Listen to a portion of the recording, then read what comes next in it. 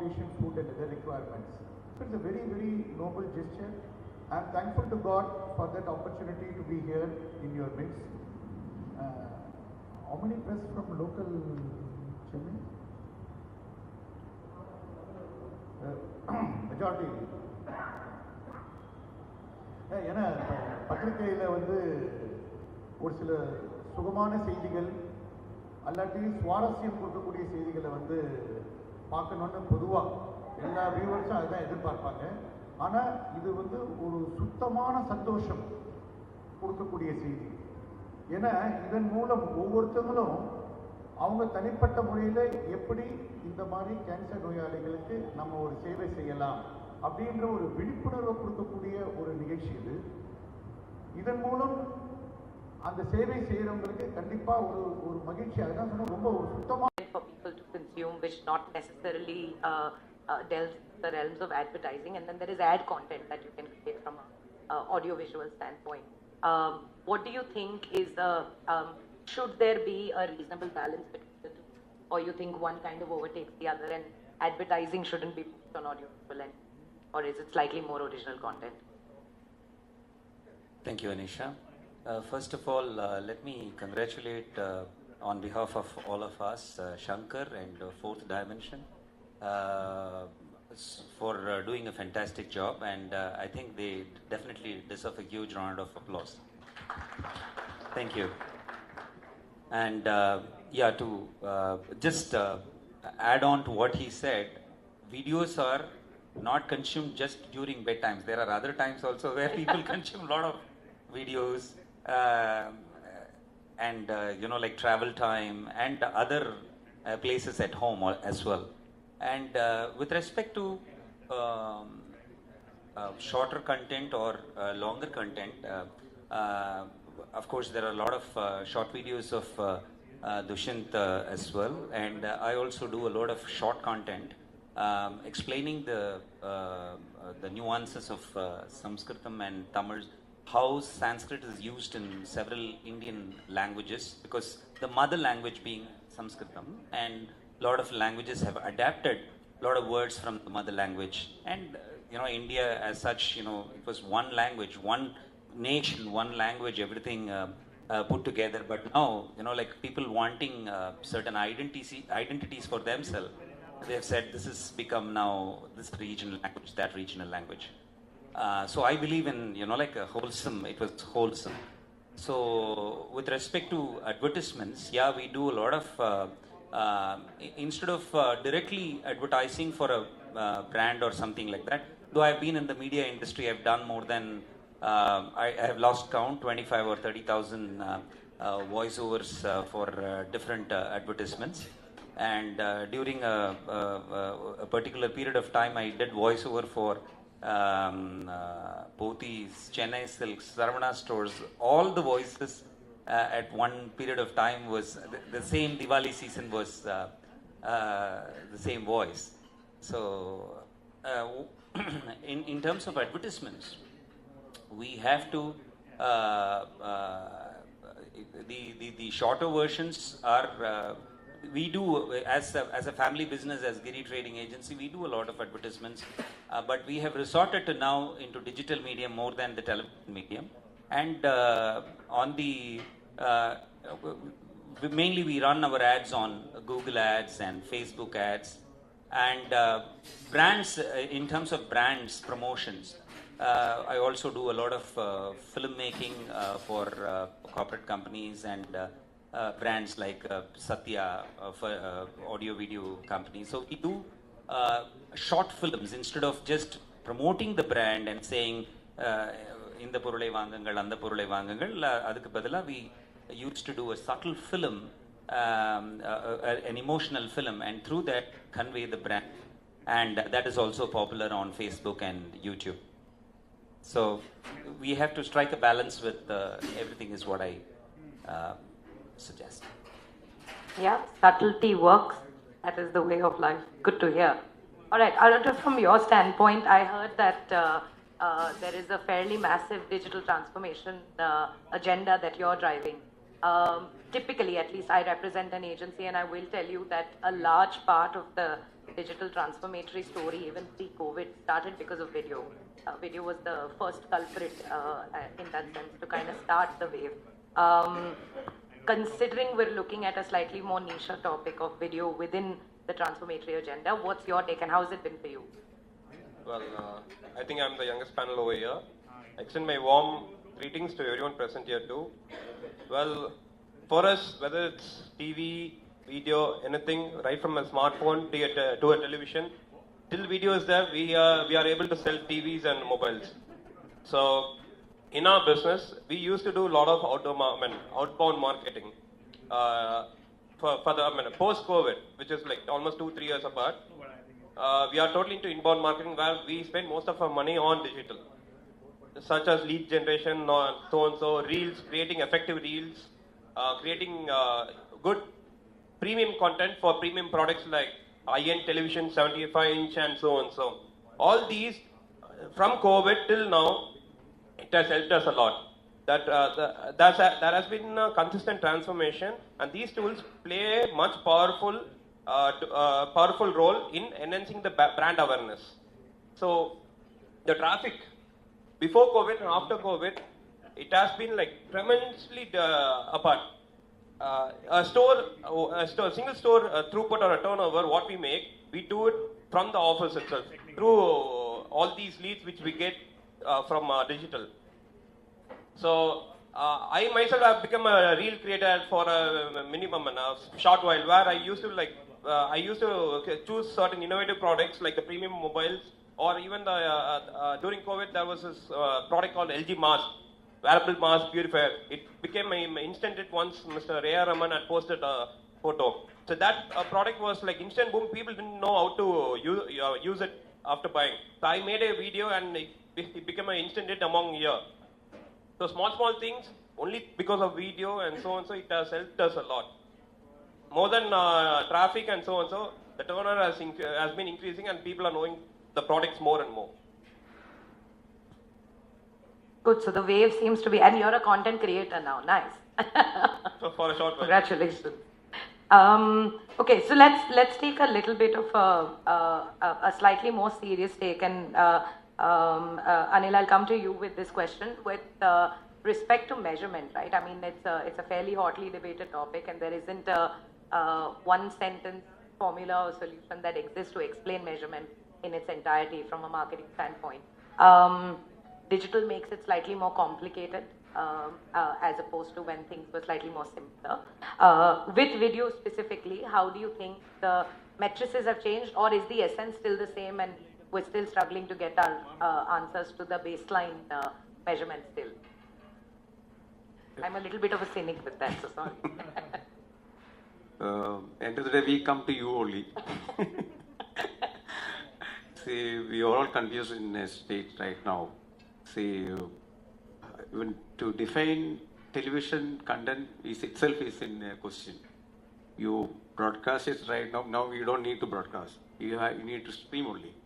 So India, you don't need to be a satellite owner to be a broadcast owner. So that era is gone. Now, see, in my house I own a Jio.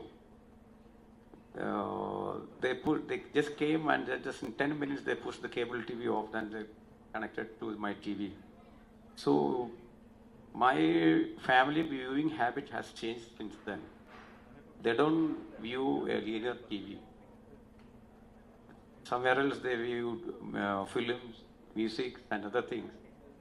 And actually they don't, I have not seen any ads in my home. Like that, around 12 lakhs homes are there in Kerala. Out of 93 lakhs. 12 lakhs already converted to smart homes. So there is no visibility of ads right now. So the measurement, even in our right way, the bar right now, we know that it doesn't represent the 360 degree of the market. So the new methods are coming up. Even last time when I was in Dubai, there used to be Ipsos, the measurement agency that. So they're coming up with a new method where a new app you can download on the mobile, and whenever you on the go, wherever you're there, an AI-based system is recognizing whether you are seeing a video on TV or on mobile, or even if you are in car, you are listening in radio. So they're capturing all the data and simultaneously uploading it. And it may be coming from lakhs and lakhs mobiles. So people can download it freely. They get some discount. So you will get a lot of data from that. So if such kind of technology comes to India, especially in the market, then I think video measurement can be done very scientifically. It's not that right now there is some confusion in the market, I know, but it won't be there for long. That's what I feel. And Arun, from your standpoint on the same question, I mean, for you it is important that you get your matrices in place. How are you making decisions today, or what matters to you?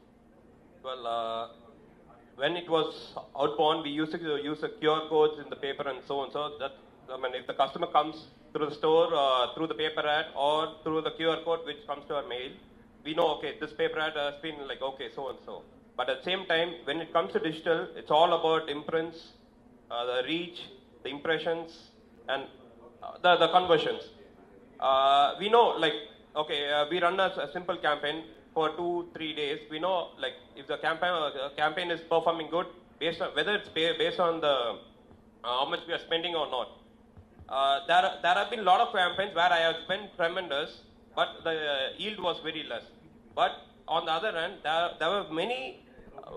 I couldn't. I mean, in between, I was like wondering, wow, how come like I'm spending very less, but when I spent more, I couldn't get any results. But when I spent less, I got results because I changed my entire momentum in that. I used to like go for lead generation or campaigns, ad campaigns like 9-10 carousels on a stretch. But after that, what I thought, let me go with video ads. Why should I go on with images? Video ads. So those videos, what happened through the impressions, how much more and more customers, how many people they see, right? I get their insight, I get their data. I make sure I get the data from them. I don't get in directly. I make sure that they type in the data so that I can see they are my potential customer, whether it's for today or tomorrow. So from that, I tap in everyone and I close them out. So video is the main thing for us. Okay, good to know. Which is generally contrary to most performance businesses, by the way. But good to hear. Okay, let me take a different take. I know the previous panel spoke about the importance of languages or regional content. Tell me from your point of view, the fact that now you can create video content in multiple languages, does that make life more complicated or simple? It's certainly not more simple. Is it more interesting? It is more interesting. I think that's the way to think for it. I mean, even in print, the Hindu's been a newspaper for 140 years, and most of its life it was an English-only paper. And we've experimented in the last few weeks literally, with bringing some of our content in Hindi and Tamil. And it's quite interesting to see how the uptake of some of this content is. There is a market for people who want to consume content in their own language, and they're more comfortable in it, and they want to have the important issues of the day discussed in a language that they are comfortable with and they understand. And the same is true for video. And actually, in some ways, video, I heard some conversations earlier about AI, ML, and things like this. In some ways, I think that we are going to see a lot more of auto-translated video content that is going to come out in the marketplace. It won't be perfect, but I think there's a lot of margin for error, and users don't mind if they get a 60, 70, 80%. I think it's brands that have more discomfort with it than end consumers. So if brands that are putting content out start to get comfortable with the idea, we will see a lot more of multilingual video content that's, shoot once and produce it in any number of languages as and when it is required. I think, and maybe some of you have experience with this, language, if you're speaking in the language of the reader or learner, you're going to get much more engagement. And I think that's a big part of this. Again, a related question, and this one I think I'll take views from everyone.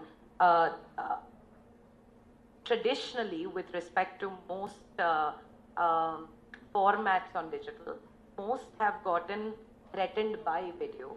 I don't think video has gotten threatened by anybody else yet, at least in the general scheme of things. But given all of the immersive experiences now, right, with alternate reality and metaverse and things like that, is that cropping up as something that may eventually give video a run for its money? Because whatever said and done, it's one way. Somebody's created a content and beaming it to you. But immersive experience, you are part of that content. It may not be today, but is that a reasonable threat? Yes or no? Does any? So I think the answer is no. Maybe this is a counter view, but I think the answer is no in the medium term. If I look at, again, I'll talk about news media. New York Times has a virtual reality channel. They are in the process of shutting it down because they're not able to produce content today. The technology doesn't exist to make this engaging. It's really good at giving the user a headache. That's really what augmented reality is doing today. You put on the system and you turn your head, you turn it in a different direction. You can do that for about 10 seconds, 15 seconds at a time. But any longer time engagement does give, I don't see that happening. I think in India in particular, we're just scratching the surface of what video can do. We're scratching the surface of what even text can do. There is just so much opportunity and potential here. There are a lot of people who are coming online for the first time. I think we have a long way to go before augmented and virtual reality becomes part of our regular media consumption. It might be a novelty from time to time in a way. Yeah, but I have a different view. Long term, yes. Mid-term, right. We may not look at it that way, but long term, definitely, the world is traveling towards that because anybody seen the movie here, Ready Player One? Anybody here? Oh my God. You have seen it, okay. So I think everybody should see that movie because Steven Spielberg as a director, from his first movie onwards, he kept on predicting the future, and those things have been happening. In fact, anybody seen the old movie here, Maya Bazaar? The Tamil and Telugu Maya Bazaar movie. So that was the first movie where we had FaceTime. Okay, the Gemini Ganeshan and Savitri they'll sing to each other through FaceTime. They had a magic box and all that. Even before technology was available, we don't know how much Vedavyasa wrote in Mahabharata. Probably Dushyant can clarify that. But they sang to each other, and that was the first. How could the director come out with something like that? Fascinating. It was really fascinating. And if you look at the movies like Ready Player One or Minority Report, or even what is the other movie? Back to the Future. Yeah, Back to the Future. And there was a recent another movie where they had augmented reality, and it was happening in the movie and also in reality. So definitely that's the future. People will wear. We can resist it. We can say it should not happen. There are so many voices that come against metaverse and all that, but eventually, sooner or later, it will happen. This is my guess.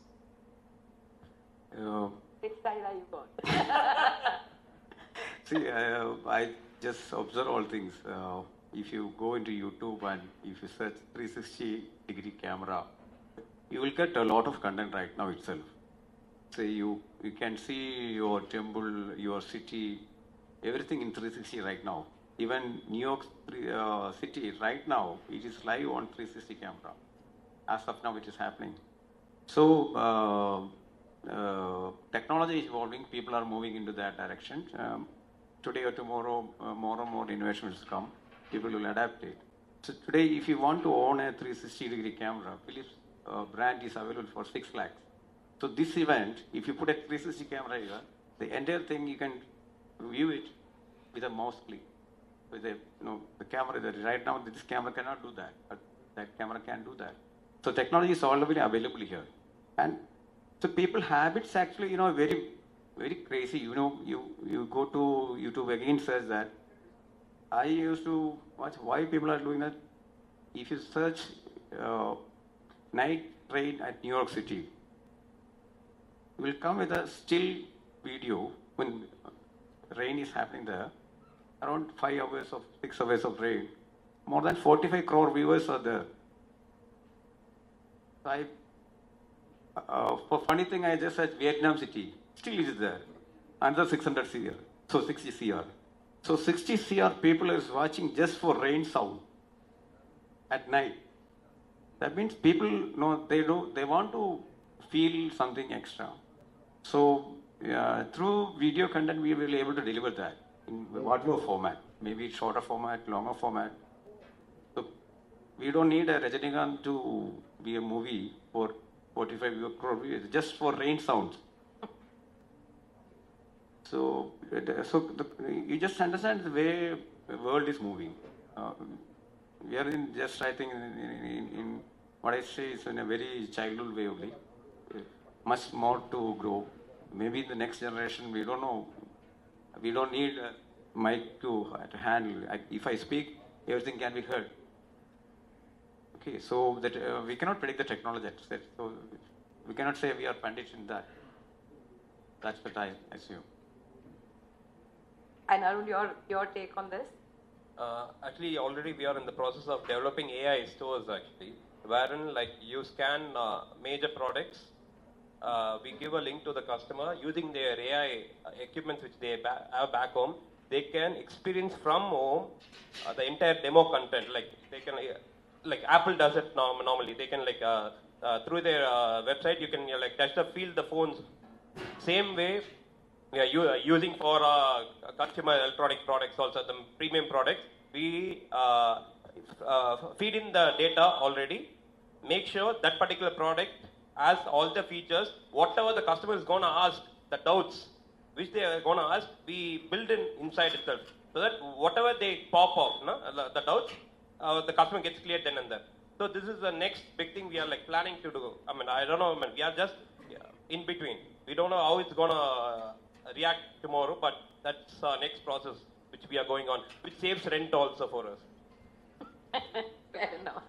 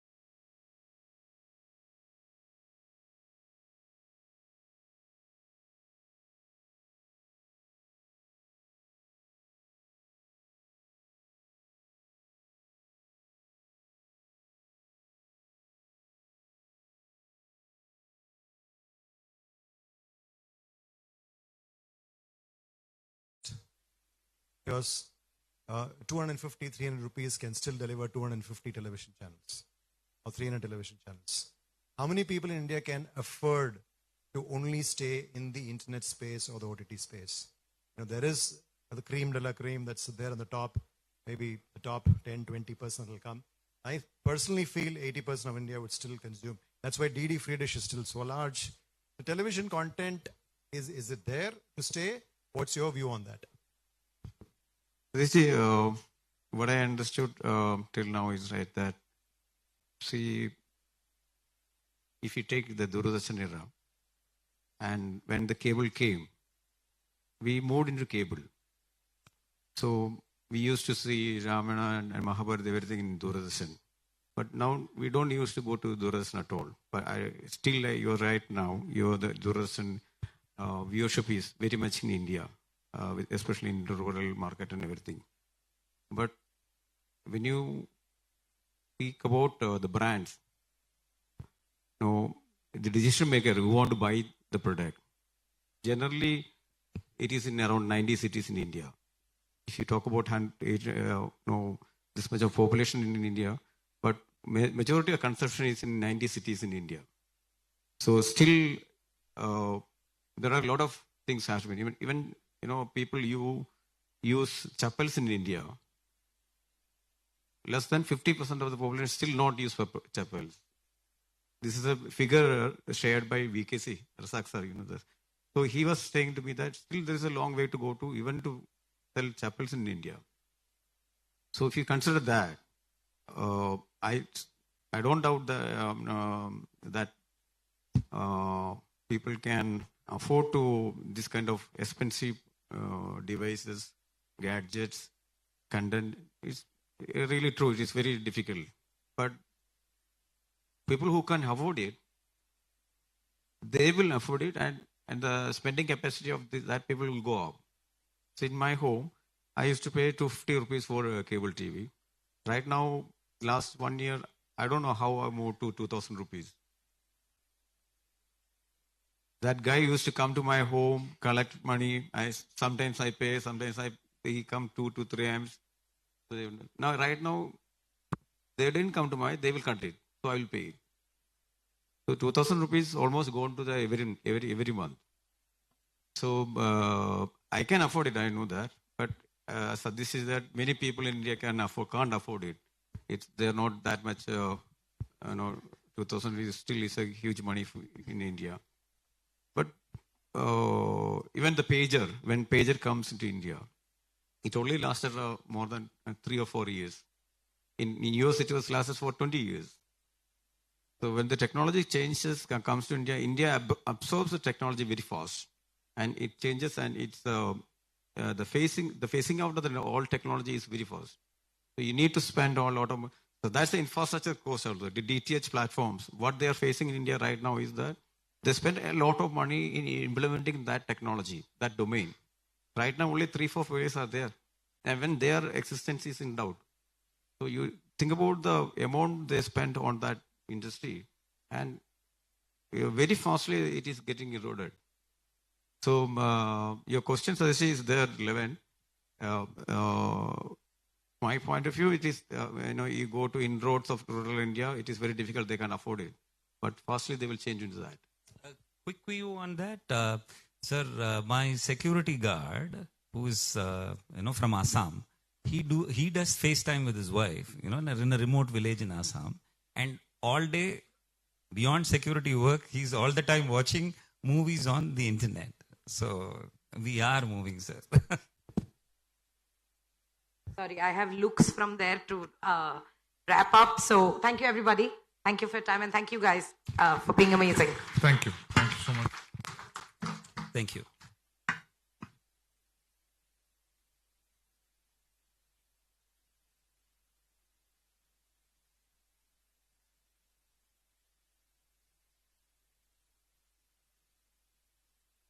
Thank you, ma'am. Thank you, sir. So now I request Mr. Tyagraj, sir, Mr. Jayanta, and Mr. Prakash T to come on the dais for the felicitation, please. Ladies and gentlemen, please welcome them with a huge round of applause.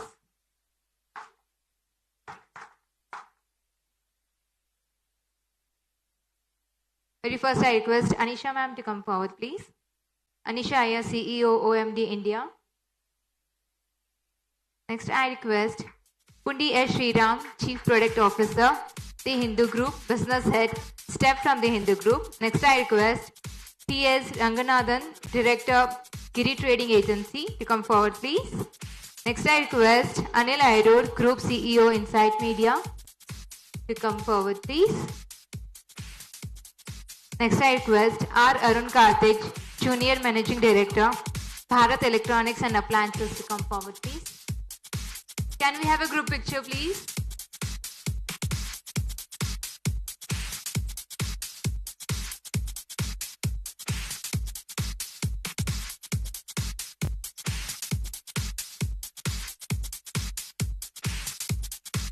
Thank you, ma'am. Thank you, sir. The next topic is digital appraising in South India. And I would like to call upon LV Krishnan, CEO, Tam Media Research Private Limited, to come on the dais, please. Ladies and gentlemen, please put your hands together and welcome him with a huge round of applause.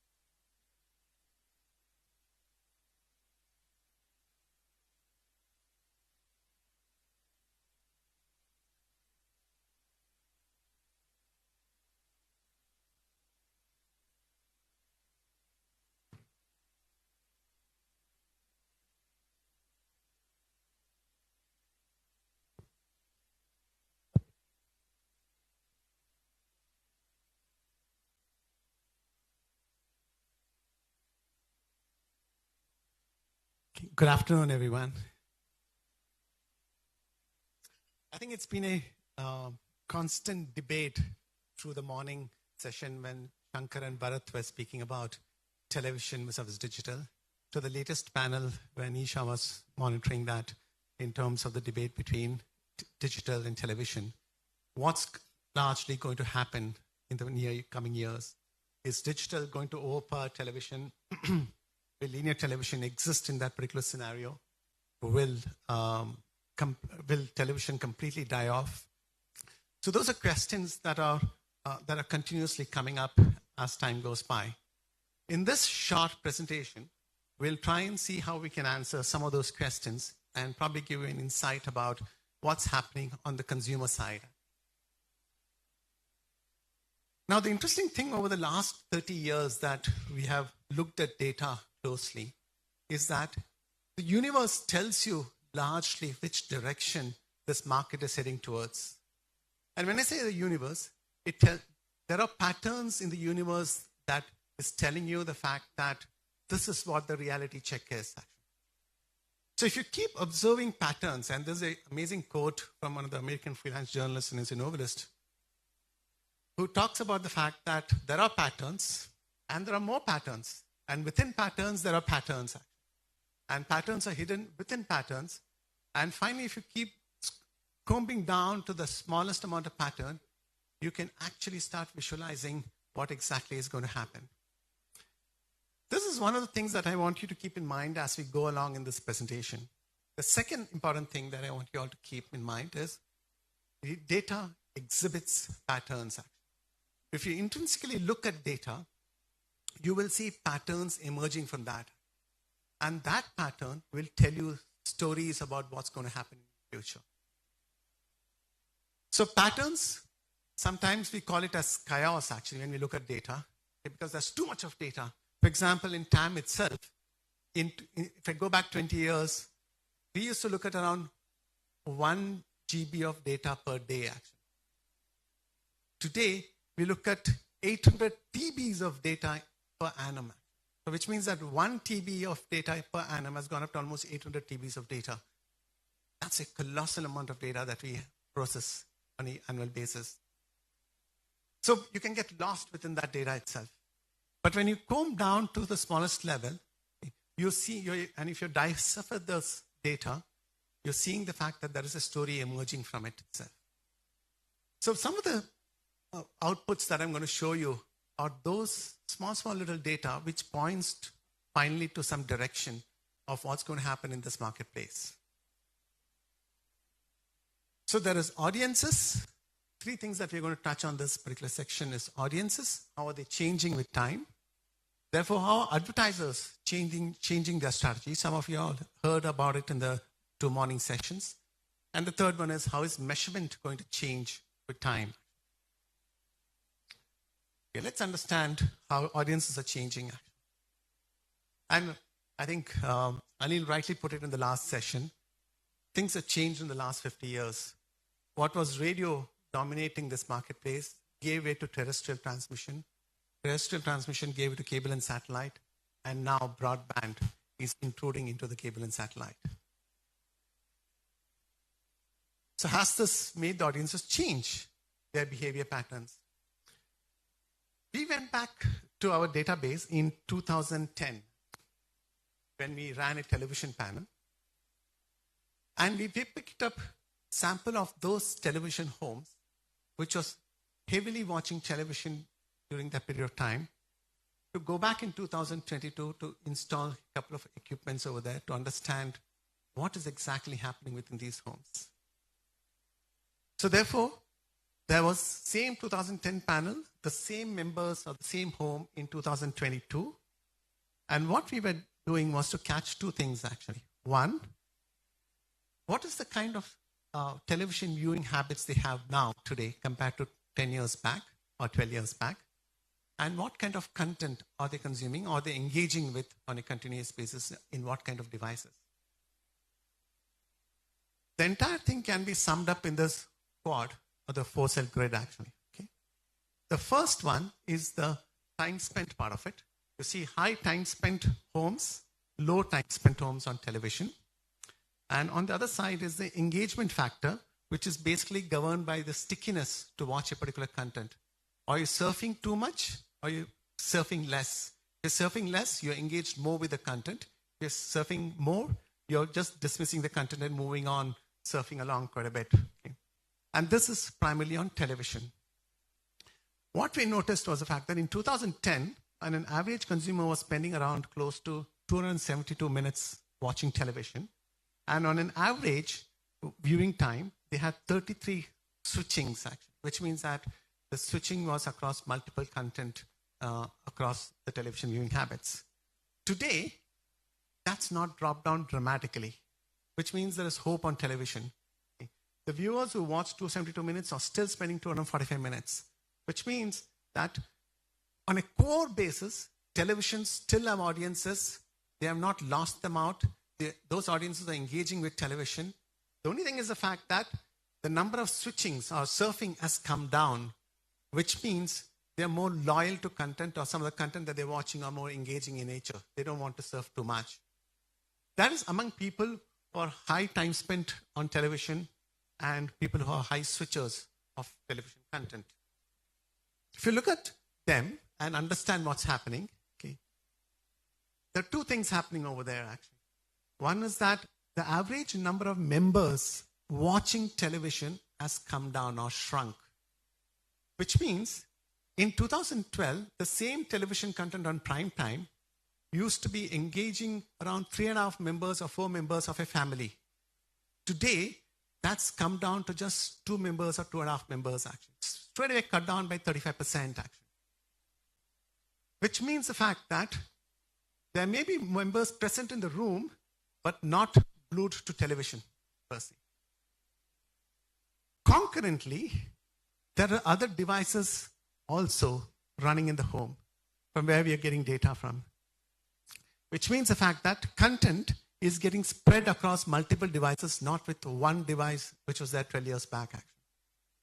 Now look at just the opposite side, the diagonally opposite side, who were anyway low time spent on television, and homes which were less switchers or just wanted to watch certain programs on television. What's happening to them? Over there, the 17 minutes that they used to spend on television has reduced by 50% actually, straight away. And whatever they wanted to watch, they still watch a bit of it and that's it. Which means the fact that they are no longer interested on television per se. What's happening? They're coming to television now only for some specific shows, probably a cricket match, India-Pakistan cricket match, or probably a big news item that is happening in the news to catch that up. So in a way, these are the guys who have already left television or minimalist on television 10 years back, and they are now more or less left television per se, which is where is giving you the cord cutting largely coming from. The other two segments, the third segment, which is the highly engaging time spent on television but low number of switches, which means the fact that they are addicted to certain kind of programs, could be a GEC, could be movie.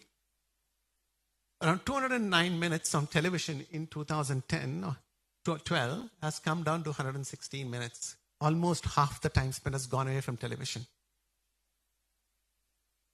Where have they gone? This is where things have changed. Mobile devices intruded into that home. That has taken away time from television.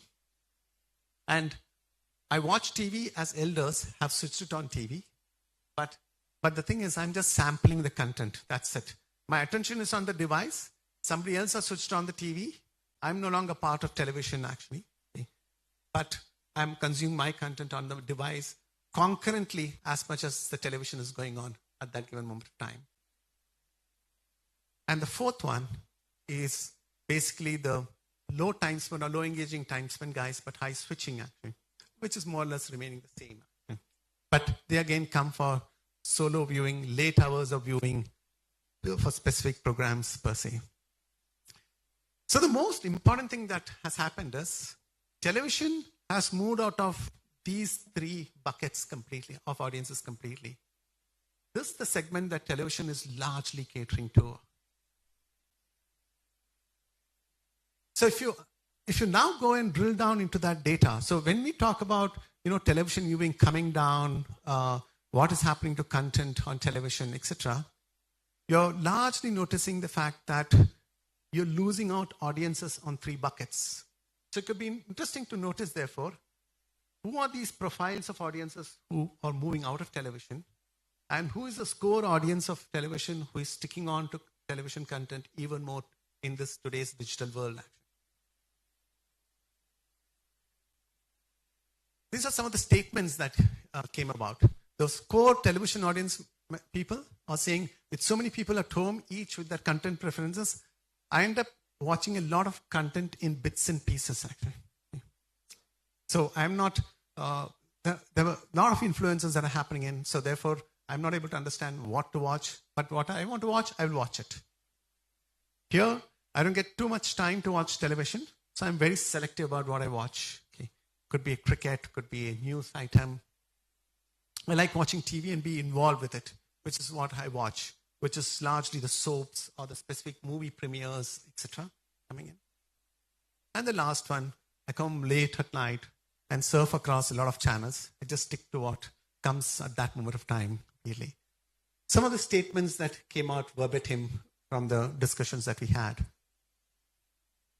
Now, if you look at the preferences of content, you're seeing this largely in multiple genres. If I keep up the three big genres, GEC, movies, and news, actually, you'll see that the Hindi GEC is declining. But on the other hand, the four markets in the regional south are going strong, which means the fact that somewhere the digital world has affected in the Hindi belt more than largely the four regional south markets, actually. If you look at the movie segment, largely it has remained the same, or even Hindi has also increased because of the kind of movies. And the interesting thing about Hindi movie genre in television is that they now have realized the audience taste and decide to dub South Indian movies into Hindi to cater to that particular regional taste too. News, on the other hand, again, you see a decline. While the South news is increasing, you see a marginal decline in the Hindi news preference in the Hindi belt. Now, the interesting thing is between the thin line that divides between the digital world and the television world, actually, or the linear world. If you look at the top television channels across markets, okay, you will see largely the Hindi channels dominating the Hindi belt, Marathi dominating the Marathi belt, so the language is playing a significant role, Bangla dominating Bengal, and the South dominated by the South regional channels. Now look at the top OTT channels that are to which the viewing is actually happening across the same set of markets. YouTube, YouTube, YouTube, YouTube, YouTube. Hotstar, Hotstar, Hotstar, Hotstar, Hotstar. There is no channel alignment like the way it's happening, which is skewed to the markets in the television linear side, actually. Which means the fact that these have become brands where I get everything. It's like a buffet lunch being served.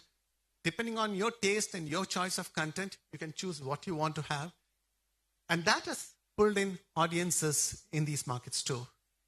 So therefore, if I'm trying to partition an OTT channel which is based on language, actually, like the example of an AHA, then the chances of success is very little, purely because the big guys are already providing that particular kind of content, language and content that is aligned to that local regional markets itself.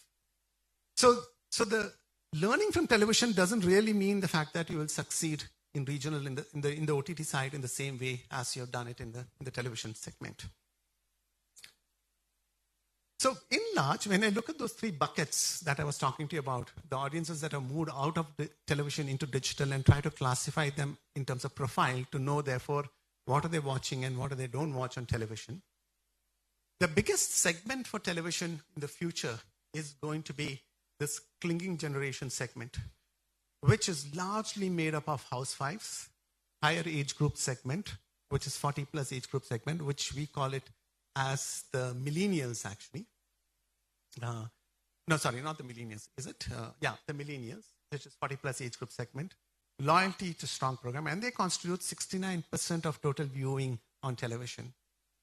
So this is the segment that is more getting aligned to television. The remaining three buckets are largely coming into these two segments, which is the trendy generation and the impatient generation. The trendy generation is largely made up of the Gen Z, which is basically the 10 to 24 kind of age group segment, with very easy to break loyalty. They're easy to adapt to new formats, and therefore short videos are the in thing for them more than anything else. And the impatient generation, which wants to know stuff at the press of a button, and then once they get satisfied with that, they just move off. Very little time spent on television itself. Go a little bit more deeper into the three segments. The clinging generation segment, which constitutes 69%. It has grown from a 2010 to 2012 to 2022. It's grown by from 64% to 69%. What we're seeing is they're slow in evolution. They follow a set tradition, okay? Largely made up of elders, exposed to devices, but they're not so easy to handle devices. Therefore, very strong with television even today. Influenced by social media recommendations and friends. Okay. Excitement is in the form of strong story, aspirational stories, and characters linked to it. So if you have a good content aligned in that direction, strongly sticks with them. Not necessary to have big stars. They're not phantoming big celebrities to come and anchor shows, etc. But stories are more important for them. And very strong in building. Once they like a program, they are there forever, actually. It's like a brand having strong, loyal users for itself. Primarily, consumers are housewives or elderly female. Primarily consume soaps, content, movies, and regional news are also part of the menu. If you look at the trendy one, which is shrinking to almost 9% from a 14% over the last 10 years. Okay. They're fast in evolution, opinionated. It's my voice that is important to be seen, therefore my opinions are important. Bored with TV completely, because the offering is more or less the same every day in nature. High on social media, short video formats significantly, okay. And very easy to break loyalty. Okay. Available across day parts, while the other two are available more on afternoon and evening time, prime time. This is across the day, this segment is available. But most of the content that they earlier used to watch, which is basically strong reality shows on television, has given way to consuming those reality content on Facebook and WhatsApp, etc., through the viral videos that come out of or the performances that happens on reality genre. The last one is the impatient genre, which is faster than what you can catch them easily because they're surfing continuously either on television or on social media.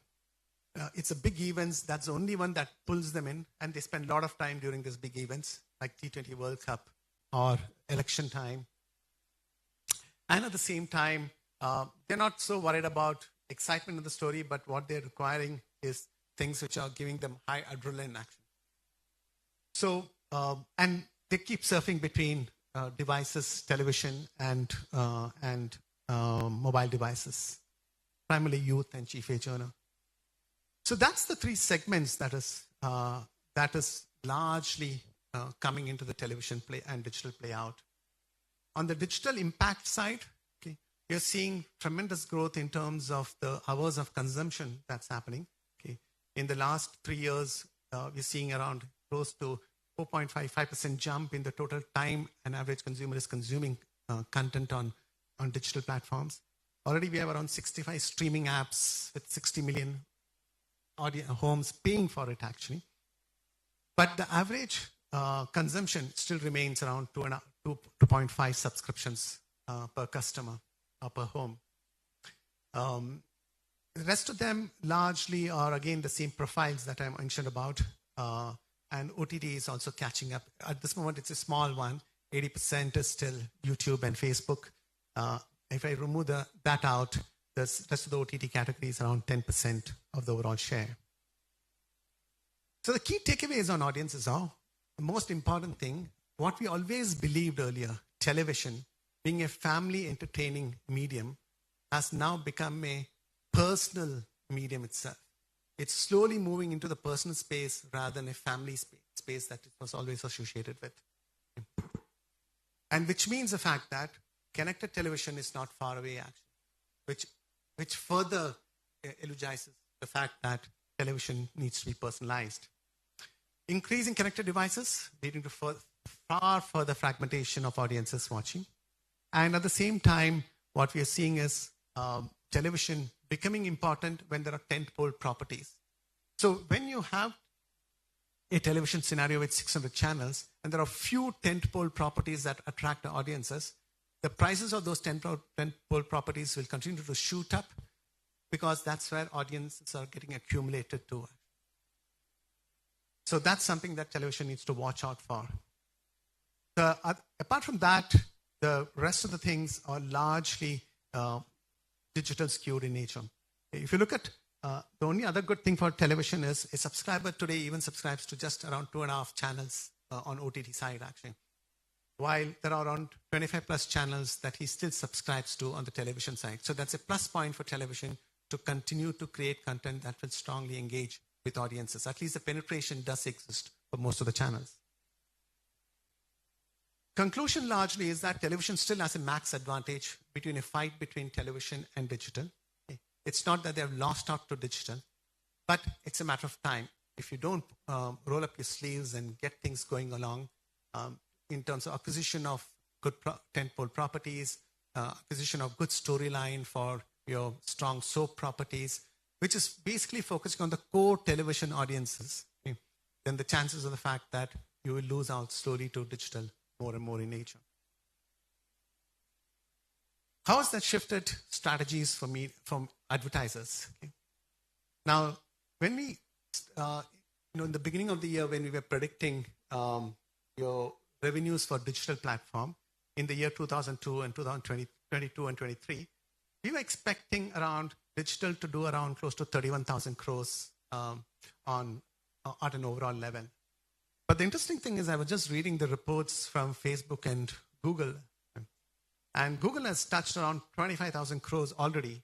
And Facebook is grossing around 16,000 crores. And if I put in the e-com advertising, which is Flipkart and Amazon also, that's doing around 6,300 crores actually. So you're talking about a 47,000 crore only by these guys, which constitute around 85% of the total digital ad spends. You're talking about around 52,000 crores, therefore exceeding what is probably television is garnering, which is around 38 to 40,000 crores. So the question is the fact that probably by the end of the year, we are probably seeing digital crossing television from an advertising revenue perspective. 2023, if this is the growth momentum it's maintaining, it looks like digital may touch even 65,000 crores. So linear television definitely will be in a desperate mode to take help to salvage revenues from moving onto digital side. If you look at the sectors that's moving, the top 4 sectors on digital: services, banking and finance, which is always there. But consumer durables have been a major shift into digital that has happened, and including, of course, education, nature. If you look at the forms of distribution of revenue across different formats, okay, you see online video almost coming closer and closer to social media revenues, actually. Okay. So video formats are a big thing, and it's definitely making an impact in the digital side. And if I look at the number of advertisers that have got onto the bandwagon of each of the digital platforms, okay, you have already around OTT at around 10,000 advertisers, actually. If I combine all these guys, which is almost around close to 150,000 odd advertisers, that's almost coming closer to print, leaving television way behind in nature. And if I look at how things have changed between digital and television, in 2019, there were only around 1,850 advertisers of television advertising on digital. But now, almost double of that is actually duplicating between television and digital per se. And the same thing is happening with print. Okay? Print has doubled from 4,900 advertisers on print and television, and digital has moved on to almost 8,000 advertisers on print and digital together. So all this indicates the fact that some of the strategies that print is already starting off, like, for example, Hindu has started combining the team between digital and print together to make it a composite team to market to advertisers. Those are the right trends, are the right steps as we go along in the coming years. Between All India and South, we are seeing almost positive growth in the South segment by almost 190 categories are shown year-on-year growth rates coming onto digital side. So what we did was that out of these 100 and 200 odd advertisers, we picked up categories from where advertisers were going onto digital. We picked up a couple of them as examples. One of the categories we picked up was actually Dream11 on a national level, and one player we picked up from the regional South level. To see how is it changing, the game between television, print, how is digital is changing. If you look at this chart, in 2019, Dream11 had a composition of 56% on digital and 44% on television. In 2022, television has just come below 10% share, and the 90% of them has completely gone towards digital. If I go to the other side, in terms of the amount of insertions that the brand is actually happening on digital, it's almost climbed 9 times actually. And if I look at the drop in terms of the insertions on television, it's almost around 30% drop in the number of insertions on television. And if I look at publishers that are being used on digital side, 800 has jumped around 1,247 publishers on digital. While television channels, which was at 84 channels, have come down to around 38 channels in terms of usage. So obviously, Dream11 is still in an expansion mode, trying to build more customers to come onto its platform. But at that stage itself, they've seen digital not just from a frequency perspective, but they're now looking digital even from a reach perspective, which is the real threat for television. So what's happening, therefore? Television is therefore getting consigned to specific properties that gives them reach. Bulk of the properties are getting knocked off. And because anyway on digital, each of the channels are adding on reach, a bulk of the channels put together is giving a substantial reach numbers. So it's a TV versus digital fight on the reach platform, not on the frequency platform. And the other interesting thing is basically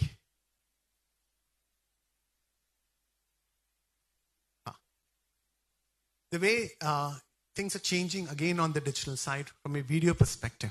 Okay? In 2019, they had almost around 90% completely on video. Okay? Here, display has started coming into play also at the same time.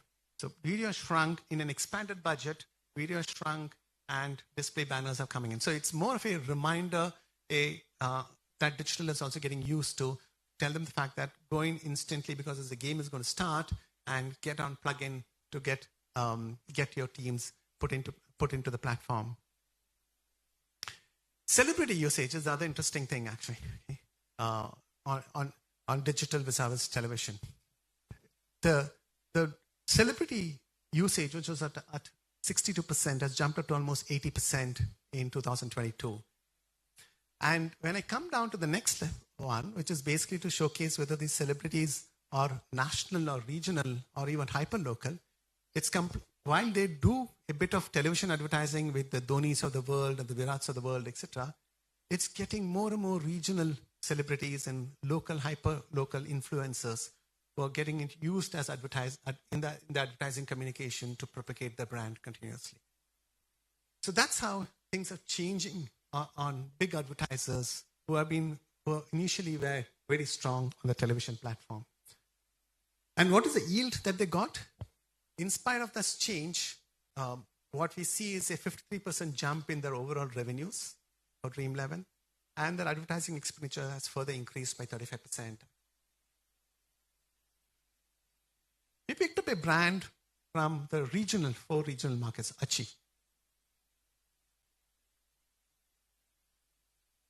And we're seeing similar trends. Although, I may say the fact that in South, because as we saw in the earlier slide, the share of television being still strong in nature in the four South regional market, in the GEC side, in the movie side, and the news side, the drop in television is not so dramatic as the way it's being played out in the national level.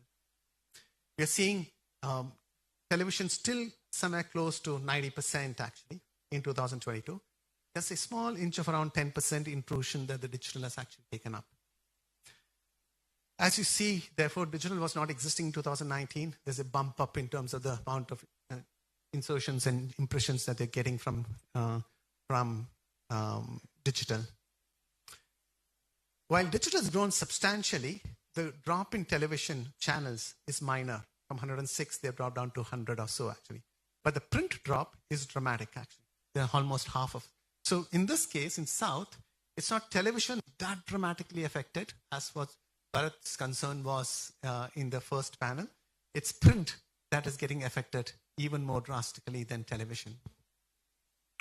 But the route that they're taking is very, very similar actually. When you look at celebrities, they are also on celebrities, but they're using television with celebrities. On digital, the share of celebrity advertising communication is pretty small in nature as of now. But the same thing, the change in strategy has not affected the revenues. The revenues are expected to jump by almost 90% between the 2 years. And their advertising expenditure is continuing to grow by almost a quarter. So these are examples. There are many such examples, but I just took two of them out to explain what exactly is happening in the marketplace. So therefore, if audiences are changing, advertisers are changing, what's happening to the measurement side? There are three things that are happening. One is in the creator side, actually. The number of creators continue to increase because of the digital platform. The content is dramatically growing 4.5 times more than what it was in the previous year. Content options are becoming increasingly more in the hyper-local level. Therefore, keeping a track of what is happening, getting consumed at a hyper-local level is of biggest concern for most of the measurement companies that will happen in the future. From an audience perspective, CPMs are going to shoot up. Primarily because of the fact that audiences are getting pocketed into groups. There is no such thing called as a national audience anymore, actually. There's regional and hyper-local audiences in different pockets of the country emerging and synchronizing with each other in nature. So to talk to them, you will require multiple channels to address to them. And in that increasing number of channels, your costs per CPM will go up dramatically. Audiences connected on different devices, and therefore therefore their habits during the course of the day itself will be continuously be changing. So for measurement companies, there will be a need to measure not just a linear television alone or one device per se, like a mobile. Even a connected TV will be important. A retail media outlet will be important. A outdoor site, a transition site will be important in nature. So that data comes from all places to synchronize and connect with each other. And from a distribution platform perspective, therefore, regional platforms and hyperlocal platforms will become very, very essential in nature. Not differentiating from a language perspective, but purely usage from a community perspective or a hyperlocal group perspective. Audience, it's not just video, but audio will be as much synchronizing with each other to create that, to influence that particular audiences. So therefore, when we look at measurement, today, when we talk about measurement, it's at the stage where we are having individual measurement for individual platforms in nature. Okay. As we move along, the audio and the video will get combined completely into one single synchronized measurement. It's already being, like for example, in US, Nielsen is doing what is called as a gauge reports actually. The gauge report is a combination of linear television content and OTT content being measured inside the television content per se. In India, as TAM, we are starting off with radio next year. We'll be measuring radio stations and also streaming apps within the same homes which are listening to radio stations, which means that you can get a combination of what is exactly happening in terms of switching between the radio station and the radio app. So a Ghana and a Savan duplication with a Radio City or a Big FM will be the first thing that we'll be doing, experimenting with. And as you go along, what will happen is the census data coming from each platform will get fused with the data, the dual reporting platform data. So a video and audio combined together with the census data from the platform or the app will give you a complete picture as well as granular data about how audiences are behaving in specific pockets of the marketplace, consuming specific content, even at a hyperlocal level in nature. So in other words, there was a question about metrics, actually. What kind of metrics will actually happen in the near future? Reach and frequency will no longer be the only ultimate goal of a campaign action. We'll also start looking at, advertising will start looking at how much of the audiences were paying attention to my communication or not. And therefore build my reach frequency on the basis of active viewing versus passive viewing. So attention ratings will start coming into play already. Quite a few advertisers in this marketplace and in US use attention ratings to gauge and understand how effective my communication has been within the population that is actually seeing my communication on different platforms. Second is single screen metrics will give way to what we call it as an actionable ratings by looking at co-viewing between main screen television and as well as mobile screens or second devices screens actually. So click on website or e-com transactions will become a parlay along with viewing habits. So where today, when I look at the connected TV data in a market like US, okay, the one that is giving run to YouTube is actually Amazon Prime Video. Prime Video is allowing audiences to shuffle between the content that they watch, the ad they watch, and to the e-com platform straight away in nature, just like the way they're slowly building up in India, like Flipkart and Amazon are doing. But that's slowly eating into the linear television as well as into digital platform like YouTube. Standalone platforms on digital, which is only giving advertising, just like the way television is actually delivering, is slowly going to scale down in terms of value.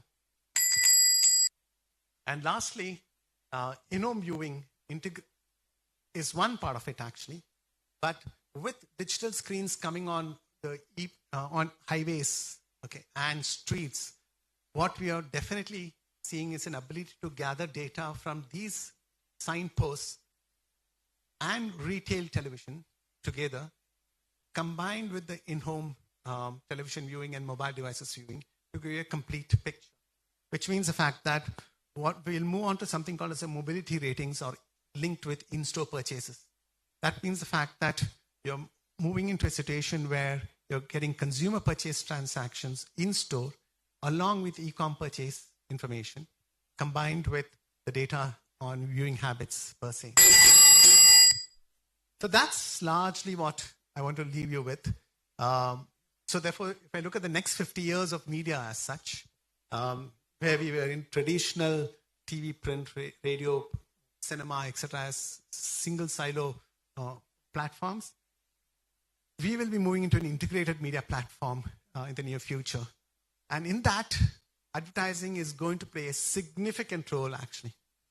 So it's not going to be subscriber-driven in nature. It's going to be AWOD in nature. And advertising will continue to grow significantly because of the changes that consumer is driving at and because of the technology that is making those changes getting driven up. PWOD will also be strong purely because of big ticket items like World Cup or IPL or Big Boss or Indian Idols, etc. So TWOD will continue to be there, but AWOD will drive that. And obviously, MCOM or the mobile commerce taking more and more in a bigger shape. But frankly, as I think the earlier panel also indicated, this is the direction the market is heading towards. Technology and consumers are changing to make that happen, actually. So there is no way anything can prevent from this not happening. Measurement, obviously, and metrics, obviously, will come in along with that changes that are happening. And I predict that in the next 3 years, we'll have most of the metrics that we talked about shaping up in a significant way.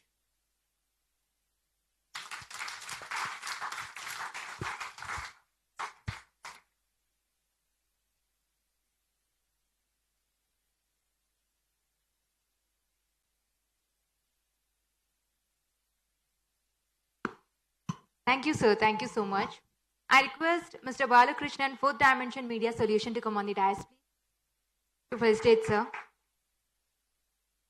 Ladies and gentlemen, please put your hands together and give him a huge round of applause.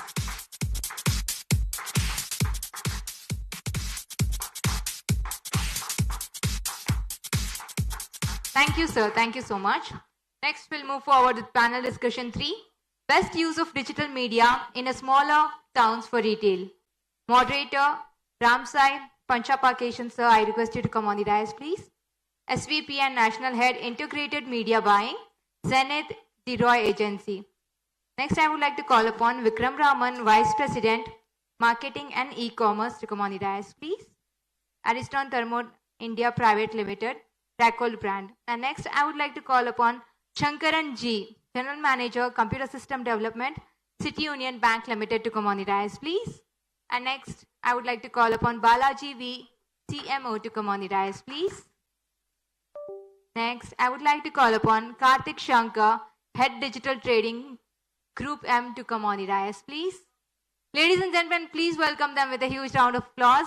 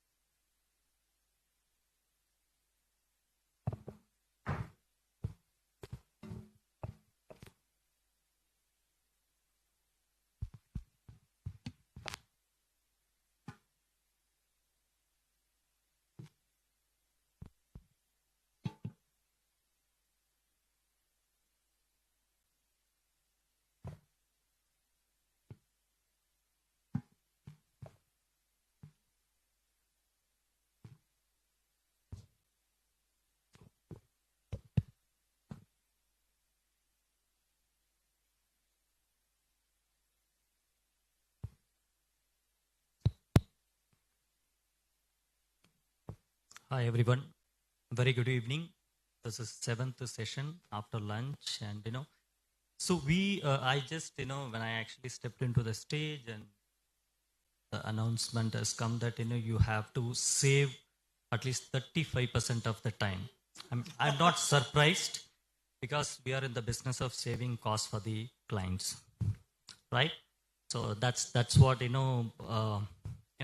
actually very well resonates that the stage that now we are sitting in. Thank you so much, the panelists, and it's when we talk about retail, retail is, in my view of opinion, retail is no longer retailer now. They have become the national in local markets. That's what the brands have actually started looking upon. And the retail business has actually taught the way of bringing the loyalty as well as increasing the consumption by keeping the cohesive environment in terms of providing the customer satisfaction and services to the people of their own markets, whether it is local, hyper, or the state level. And also many of our speakers have spoke about customization and localization, regionalization, everything. I think we don't want to touch upon right now. I just straight away to move on to my dear friend Karthik. That was one of my closest to my heart, the agency that he has come from, Group M, where I've serviced for about more than 12 years. I currently work for Publicis Media as a trading head, where I take care of FMCG and auto and lifestyle categories businesses for trading businesses for Zenith Media. Yeah, Karthik, I just straight away come to the question because Shankar said 10 minutes more, 35 to 45 now. So he is actually Rajinikanth जैसे वहाँ खड़े होके signal दे रहे हो, हाँ ऐसे उंगली. So we all know that currently we've got close to 1.2 billion mobile users and almost 800 plus million smartphone users are there. And this actually fueled and the catalyst for the digital growth that our country has actually attained today. The topic says that retail and small town, and again when I say that retail and small town, where the rural plays a lot of role, and again the other aspect, there is nothing called rural here. It's only Bharat and India. India we refer as urban. Bharat is what the heartland of India now, where the penetration is, the potential of penetration is lying there. Karthik, straight to the question to you that what do you think that in today's scenario that do you feel that the digital is completely overhyped, as well as one segment of the people also feel that it is getting commoditized, and in advertisers' mind, how you are actually trying to position these two parameters? Hello, can you guys hear me? So I think there's a fantastic setup on this, so I don't really have to re-emphasize the same thing. Digital is definitely overtaking in terms of spends, which means that the marketers are really seeing the value on that. There's no overhyping of it, but that's the way forward. It's the future. I would like to classify two things here. One is digitization and then the digital media. There are two different things, right? I think every category, every sector, as industries, as be it retail, be it FMCG, or whatever the category is, has been digitized. So when digitization happens, it includes it kind of gets the measurement and attribution angle together, right? And the moment media becomes more and more measurable, the money is going to move into digital. So it is not about commoditization. It is not about overhyping, but it's the way forward, right? And that's the way I want to put it. Yeah, that's absolutely a very sensible answer. So still you have not actually given an answer for that. How do you actually position this when you actually meet up with your brands and advertisers and all? So I think the best way I can describe this is that if you looked at Arjun Ranga in the initial keynote he talked about, he had everything that he had done on it, right? There are brands that we have seen that they are trying to still figure out what to do with their digital assets, right? And if you're not going to live and breathe in the digital space, you're going to lose out on the audience. So I don't think I'll have to really, sell or, really position digital, right? Brands really understand and appreciate. They just need guidance on maneuvering how really it needs to be walked through. So I've known few brands who've been listed on Amazon, who've been listed on, on YouTube, on various other platforms. And unless and until, even though they create content, they have their assets, they have their inventory and their supply chain in order, unless and until they don't spend, the competition is so high that obviously whatever they're going to, whatever they've created as content or their life or the way they want to position the brand will be taken up by competition. So it is important that a brand not only creates and exists in the digital space, but also make sure that they keep the competition away. It's really, really important. So that's the way I want to say. That's absolutely fine. I think you have answered that how equipped you are as well. That gives us a consolidated answer. Yes. Moving on to Vikram. So it's a follow-up trailing question that where we all now try to focus the small towns, where when we say that small towns, it's like 2 lakh or lesser than 2 lakh towns and all. How are you trying to leverage or capitalize or reach those audiences effectively by using the digital as a platform, Vikram? Sure, thanks. So just an introduction. So I represent Recalled brand, Recalled water heaters. So I lead their marketing and e-commerce business. And it's a very interesting and exciting day we have been having so far, because I'm the kind of only consumer durables person I see right now. So it's pretty interesting and exciting. Having said that, the point that you asked from smaller towns and how do we get into there. So one thing is very important for all of us to understand: what does the brand want to do? Because at the end of the day, it is the consumer experience or the consumer journey that needs to be mapped. Because, and I'll just give you an anecdotal reference if you allow me. And we always, and there was a talk in the morning that I hate Twitter, right? There was this gentleman who said that I don't want to be on Twitter, and that's fine. So I get an email from a consumer. It says, and it is marked to my managing director and also to my group MD, saying, "Dear Mohit, first of all, I would like to congratulate the work that Vikram and his team are doing on the e-commerce business. But I would also let you know that your service head, that is Srini, is not doing a good job." So what was he trying to say is that I am available on digital. I am available on Amazon, but I do not have facilities or infrastructure in these towns to cater to that consumer experience. So we have to break it down as brands to first identify, do we have the bandwidth and the toughness or the monies to expand? Distribution, yes. Unless the product is not available, digital is the fastest means to get into that space, to create awareness. Right? So from that perspective, yes, we need to be very clear in terms of what the matrices are. We need to be very clear what we can do and what we should not do, as long as we are taking care of the consumer experience. So just to give a perspective, we launched, and this is where the agencies also come into play. There's a lot of data revolving around. How do we make sense of it? Do we go the vernacular way? Do we use the language? Do we use the videos? And taking a snapshot from what you mentioned, Gen X, Gen Y, Gen Z. We are targeting the consumers in the Gen Y and Gen Z, but the decision makers are all Gen X. Okay, we are all kind of grown up in a different era of time, looking at the reach, looking at the frequency. That's how we design media campaigns. This is what works for me. This is what worked for me when I was a brand manager.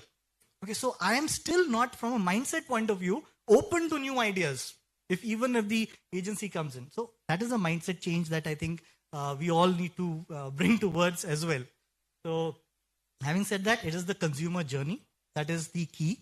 If I'm able to crack that and do that, then it's fine.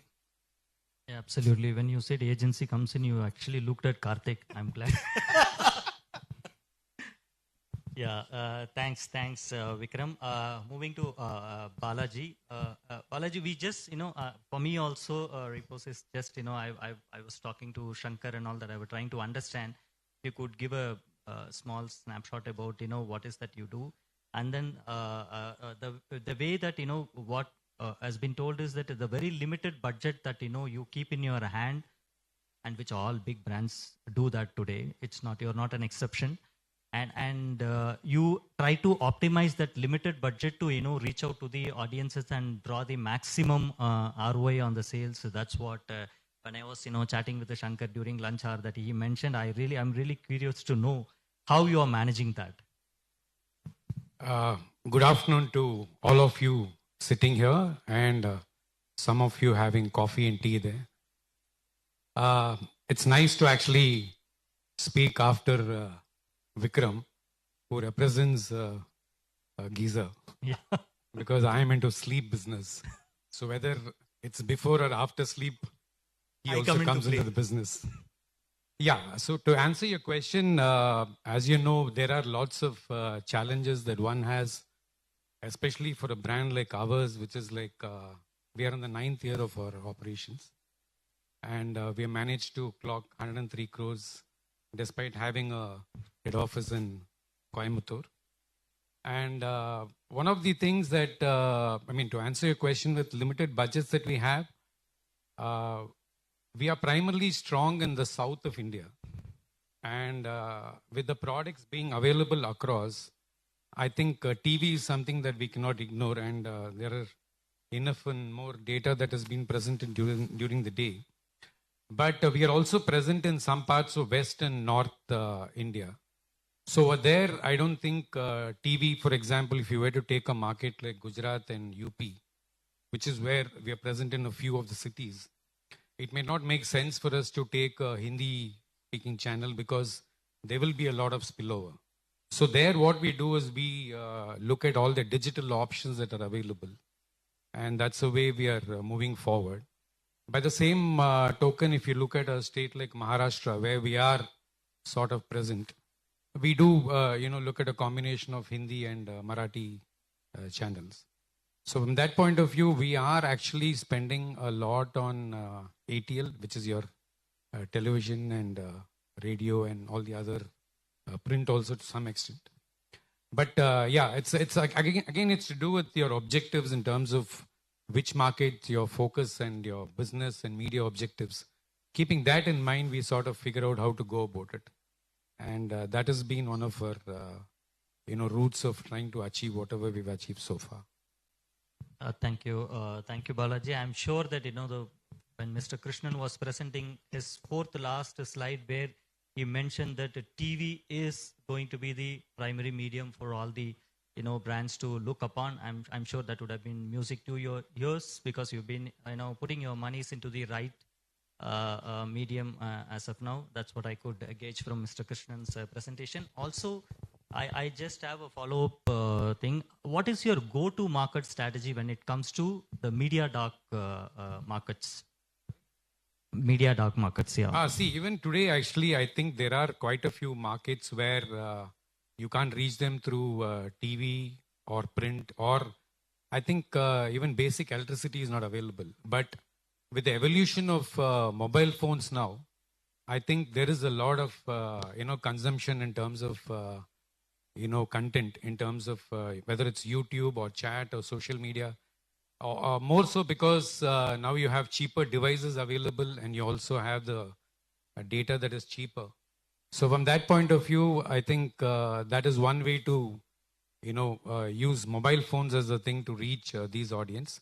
And at the cost of repeating myself, I think enough and more people since morning have spoken about the importance of vernacular or regional language. So that is again playing a very important role in terms of reaching, the kind of people that we normally wouldn't have reached with your above the line media. Whether it's a security guard he was talking about or, all the other people. I mean, their time, that's the biggest time pass that they have in terms of entertainment. So I think, evolution of mobile phones with data being cheaper and also being available in languages is what I think is making the thing. So I'm keeping this short because I'd like to be kind to Shankar with the 45-minute thing also. Thank you. Thank you. Thank you. Mr. Shankaran, you are one of the most important person for us. All of us, work 30 days and earn our monies, put it in a bank, right? You actually, safeguard many people's money. And in this recent era, predominantly post-COVID, what we can actually see, there are innumerous cyber attacks. There's one of the report that, which I was going through that, in the Jan, Feb, March of 2022, there are about more than 18 million cyber attacks and close to 2.5 lakhs of threats have been faced by the people. This is one of the report which actually Google reports mentions that. And it's becoming very challenging and competitive. What is your point of view? Because you are actually holding the corporate and customer money with you. And can you throw some lights on this? Good afternoon. Your point is correct. Earlier days, banking was 10 to 5. At the time, people are using the ledgers and other things. People come to the branch and do the transaction. After that, it was completely transformed to 24/7 into 365. Day and night, just bank guys, just white collar. Sir, we also work like that. In agency, we work like that. Yes, sure. Just in this perspective, I am telling. Then after that, there are a lot of changes in the banking industry, and started in 1980. ALPM came into picture. The branch level were just 1 or 2 computers in the sense. Then they have to do the transactions. In 1990, just total branch automation came into picture. Each and every branch has a service, and they are doing the transaction. In 2000, core banking system came. Then after that, a lot of things happened. All the branch servers has been connected in the central data center. Then after that, ATM, then net banking, mobile banking, one by one came into picture. At the time, ATM, whenever we were issuing the card, there were a lot of hesitance to use the card at the time. People are come to the branch, why you are giving the card? We are doing a lot of just conversation at the branch level due to its well-being and other things. Then just as a banker, we have just put more pressure on customer and as well as our branch guys also to put through the digital. Then after that, internet banking at the time of in 2008-9, at the time they were very much comfortable to see the balance. At the time we are just offering only branch inquiries and everything. We never introduced any transaction-based model. Then after that, 9 and 10, mobile banking came into picture. At the time, they were very much comfortable by sending the SMS. Then after that, the people started doing transaction through mobile itself.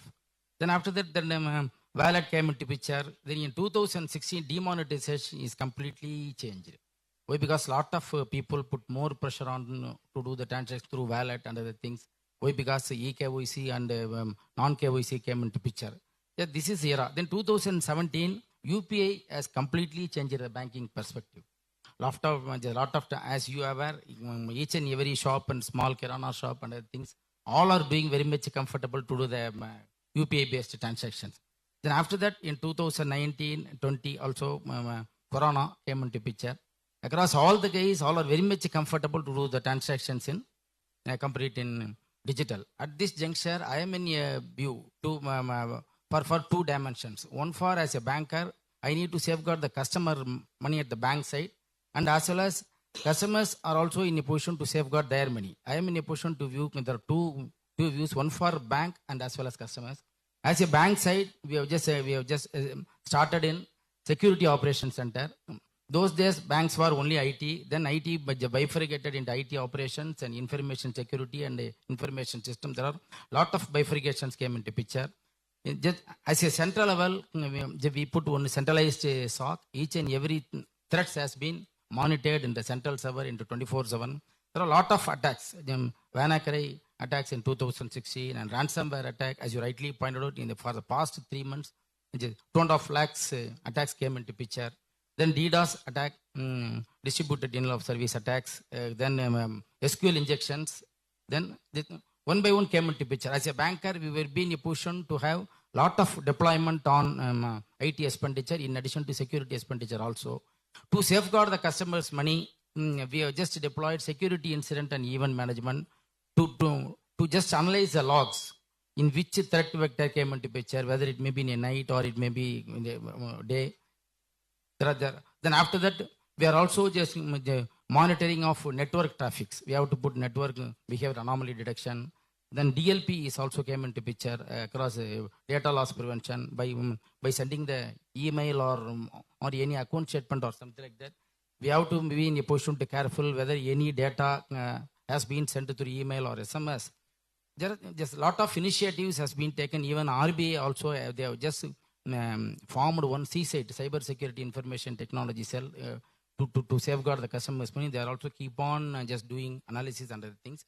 Then it was transformed the customer's perspective in the sense we are also giving so many education series to the customers to safeguard the money, not to reveal any OTP and card numbers and other things.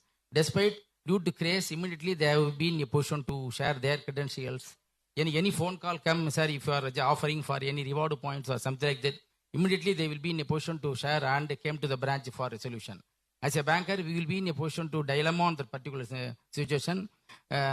This is the way we are also doing. Even our regulator also is keep on giving awareness to the customers.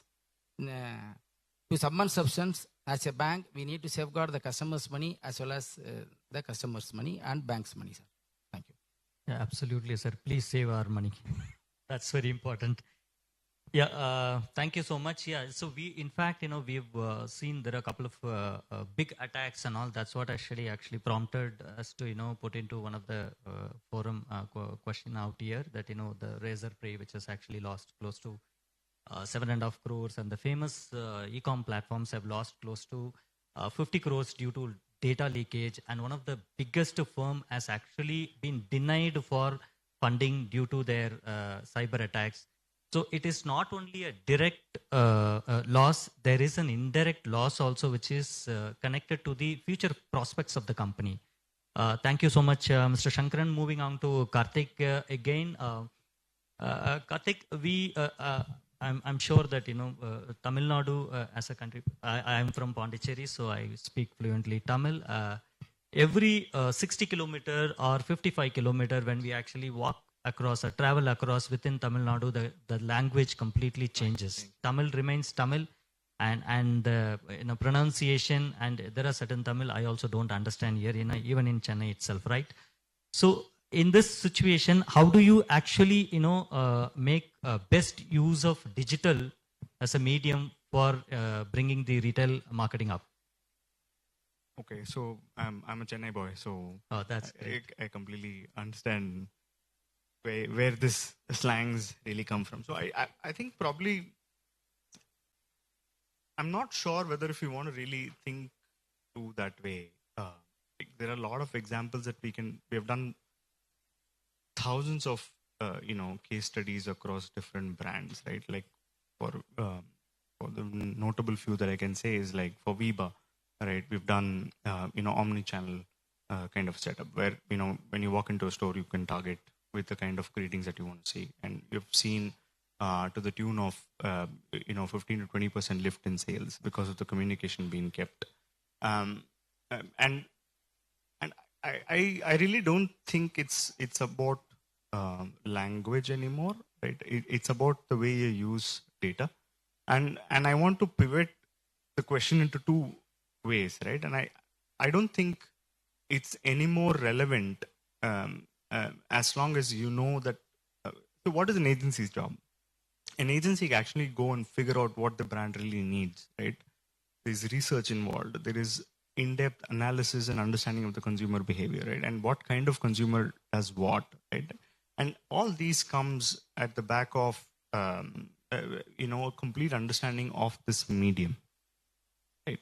And the other best example that I can think of is, Ajay Gupte sir is here on Mondelez, right? The Shah Rukh Khan campaign, right? Which won laurels in terms of how language was used, right? And in a retail context, right? Every, Shah Rukh Khan actually wishing Happy Diwali and go walk to this nearby retail guy and get it done.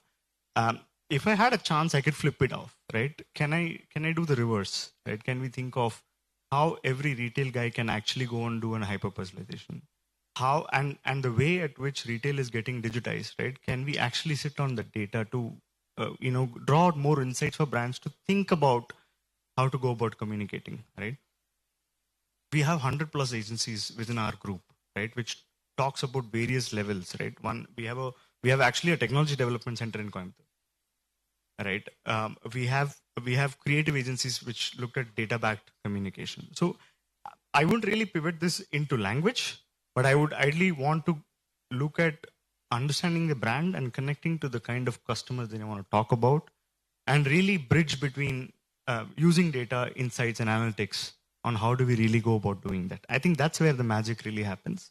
And I think we have so many use cases, like be it, Burger King to Pizza Hut. I mean, there are n number. Like, I mean, it's not about, I don't want to talk about the case studies, but I want to really leave the thought behind on putting together and making the brand walk that innovation, or enabling the brand to really think and use the resources that we have and understanding of knowledge that we have to get the best out of them, is the way I see it. Yeah, thanks, Karthik. I certainly, aligned your thought process, because I do remember that I'm sure Ruchi Mathur is sitting here, who was a chief growth officer, Mindshare. Put your hands up. Yeah, she's there. When we used to work on Muthoot Group, and she's the one who actually went all out on finding the ways and means to get Muthoot on digital. Yeah. So that's one of the biggest move that has started. The journey has started. That now today, I mean, no one knows that there is going to be a pandemic in our life, right? During pandemic, it has actually become one of the biggest support for the brand to keep their presence and top of mind awareness amongst the consumers. Yeah, moving to again, Mr. Balaji. I know you answered partially previously only. Given a choice that between an ATL and a digital medium, what would you still prefer to continue with, and why? See, it all depends on the objectives actually. So, like I had mentioned previously, also we are fairly present in the nook and corners of all the southern states of India. So I would rather take ATL to ensure that I get the desired reach. But in the newer markets where I'm not completely present, I would rather take a digital. So there is no one answer for this. But depending on the objective, I think we'll approach accordingly. Still, your ATL is your favorite medium, what I No, it's not about favorite. It's about, it's not like we are not doing anything in digital in the south also. We are, but I'm saying it will be a good mix of both. Otherwise, Mr. Krishnan won't be happy. Don't worry, sir. There is no TV guys here. I think very few TV guys. Only one Satish is sitting here. So we can always... fine, yeah. 45 minutes. Shankar has given 10 minutes more. So, yes, Vikram, coming back to you, in terms of, what is your point of view on the boutique agencies? Because that's actually increasing day by day. And they're also, in a way for me, they're also startups. In their own advertising ecosystem? See, at the end of the day, as we see it, as long as the agency works hand in glove or as a partner with the brand, and what you mentioned works for the brand objective, we are okay with whatever agency that we have. As long as the KPIs are met, as long as we have the right matrices in place. And again, coming back to the topic that we have for smaller towns, I think boutique agency may give you better opportunities or options or work closely in the local field than maybe an agency sitting out of Delhi or Gurgaon or a Bombay. So there are opportunities there, I see it. Because, and just giving an example, and this idea came from a smaller agency where we were working on, and the ability to connect between online and offline. That is going to be the key when we go into smaller towns. Because historically, it has always been kind of offline. We need BTL, we need catalogs, we need posters, etc., etc. Last couple of years, we have, as a brand, moved 80 to 90% digital. We do not do catalogs. We have QR codes. We have scan codes everywhere. We have big codes which gives you the earliest or the closest store to you. or the service engineer, where can I find him? And this example came from one of the agencies as well, where we were kind of debating. When we do print ads, there is, and I think we mentioned print ads, and then in the media plan, there is this, if we are doing a quarter page ad, there is this size of the quarter page ad that goes into dealer names. You would have seen that. And every sales guy wants his dealer or the retailer name on it. So what we did was, we did away with it. And we mapped all my retailers in India. I mapped around 20,000, 25,000 retailers where any given point in time, you will find a recalled water heater. So that the consumer journey or the consumer experience becomes kind of seamless. And all my retailers are very happy now. Because whenever they scan it, they know that their name pops up. And whenever, suppose you're sitting here and I scan it or find a recalled store near me, it just shows 5 outlets near me. Right? So that kind of interaction or an integration, if comes in with even a boutique agency and with those ideas who are open to experiment with brands to explain to them what this data means. Because since in the morning, we have been talking about X, Y, Z, A, B, C, so much of data around us. We need that talent to interpret that and execute it in such a manner that the consumer experience becomes wow. Right? So that would be my take on a boutique agency. We would be happy to work with them. So. Thank you, Vikram. We have 2 minutes more, so I think we can make use of this time. The data says that 1 in 2 are actually in Indian companies are actually facing a cyber attack every day. That's one. And second is 30% of our transactions are digital transaction, which is highest in the world. Given this situation, what is that you recommend or you prefer when it comes to social media or a search in the space of security to manage the complete confidentialities? My perspective is concerned, both are equally important. Why? Because earlier days, people come to the branch, then we will be in a position to get the lead and we are doing business. Then after that call center, all the transactions are routed through only digital channel. Then people are not at all coming to the branch. We are also pushing them to use more on alternate channels. Then we are also doing marketing. Then digital marketing phenomenon came into picture. Then we will be in a position to do our just marketing channels also through call center and the social media and the search. Search in the sense we are also pushing more our products and any rate of interchange or something like that in our website and Facebook, WhatsApp, etc. Then people are searching. For example, other than banking, all are doing any search or something like that. If any gold loan on any rate of interest, immediately SEOs came into picture, then it will have some weightage.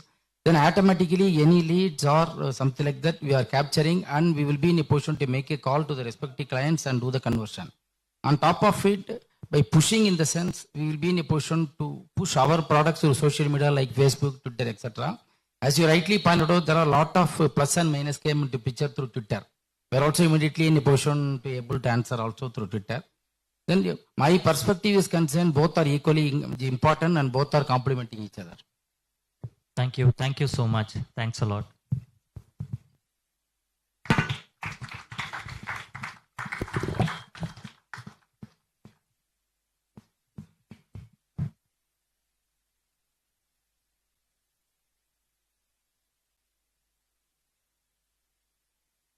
Thank you, sir. Thank you so much. Now I request Mr. Gautam, Mr. Devashri, and Mr. Jai Krishna. Mr. Jai Krishna from NBF and Gautam and Devashri from 4th Dimension Media Solution to come on the dais, please. Ladies and gentlemen, please give them a huge round of applause.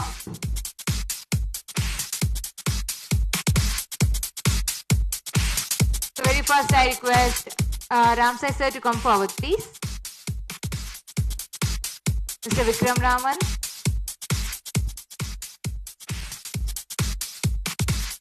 Mr. Vikram Raman sir, Vice President Marketing and E-Commerce, Ariston Thermo India Private Limited. Mr. Shankaran ji. Yes. Mr. Balaji V.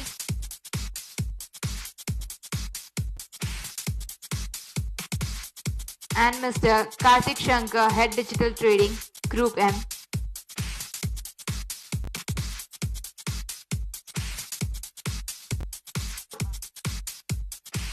Can we have a group picture, please?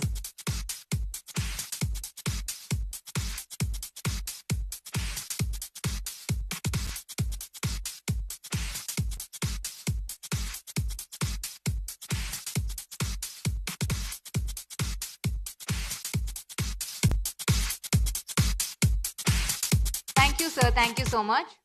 So here comes panel discussion 4. On the topic, is there an overdose of content in digital? And moderator, I request PR Satish, CEO MMTV to come on the dais, please. Ladies and gentlemen, please put your hands together and welcome him with a huge round of applause.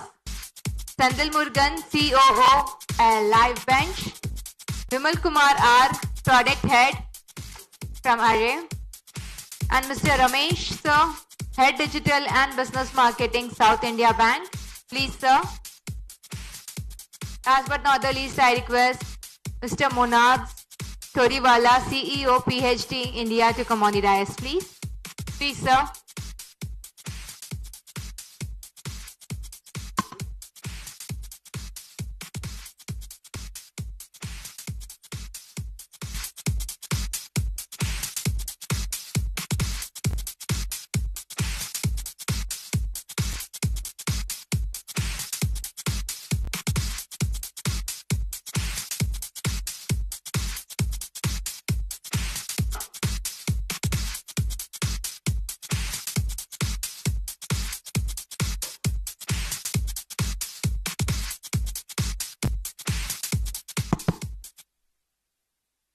Thank you. Good to see a few people still waiting for the last session. The last session, Shankar? The last session? I'm asking. Said it's the last session. Good to see at least. If I can take that. Others will not go. I'm not sure how long we'll take. Thank you so much for this. Ramsai, the entire event is sponsored by All Television.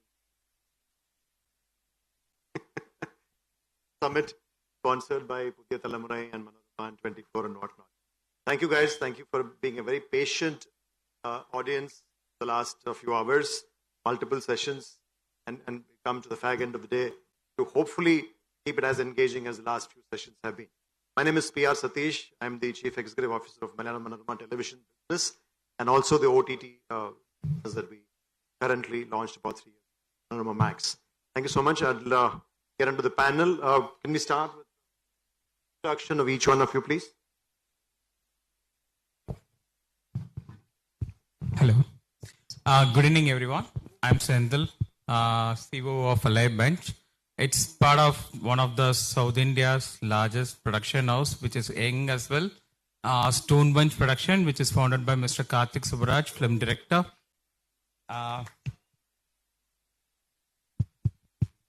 Thank you.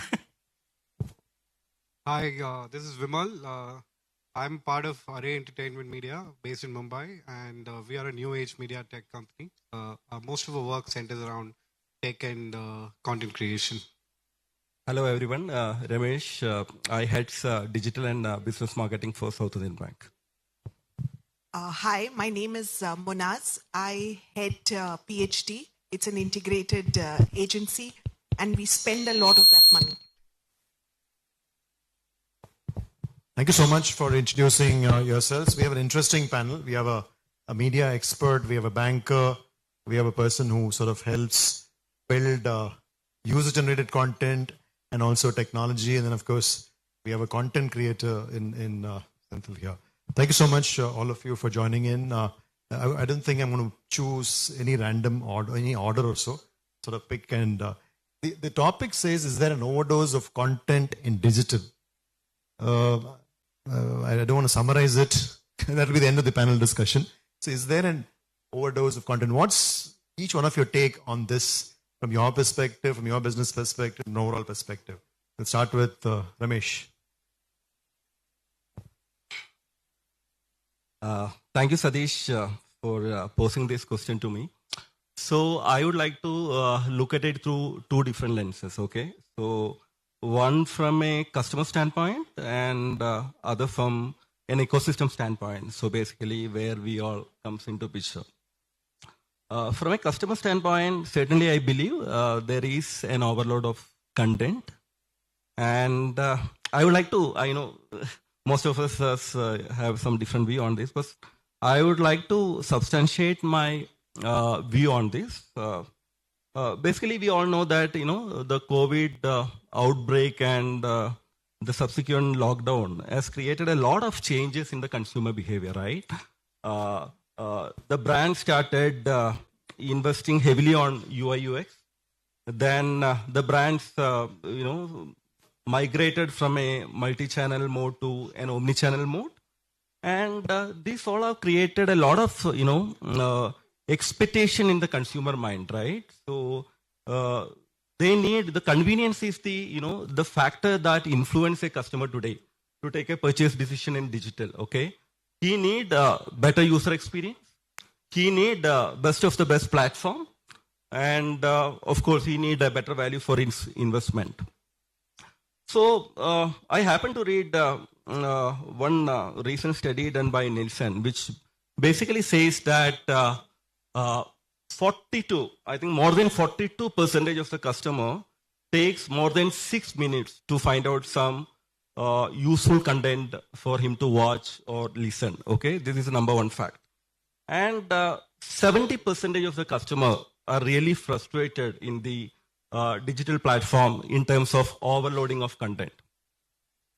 And I believe that, the biggest challenge nowadays the brands face in the digital platform is how to overcome this, what you call analysis paralysis, right? So basically, you have abundance of choices in the digital platform, and you are fed up with that, okay, to a certain extent.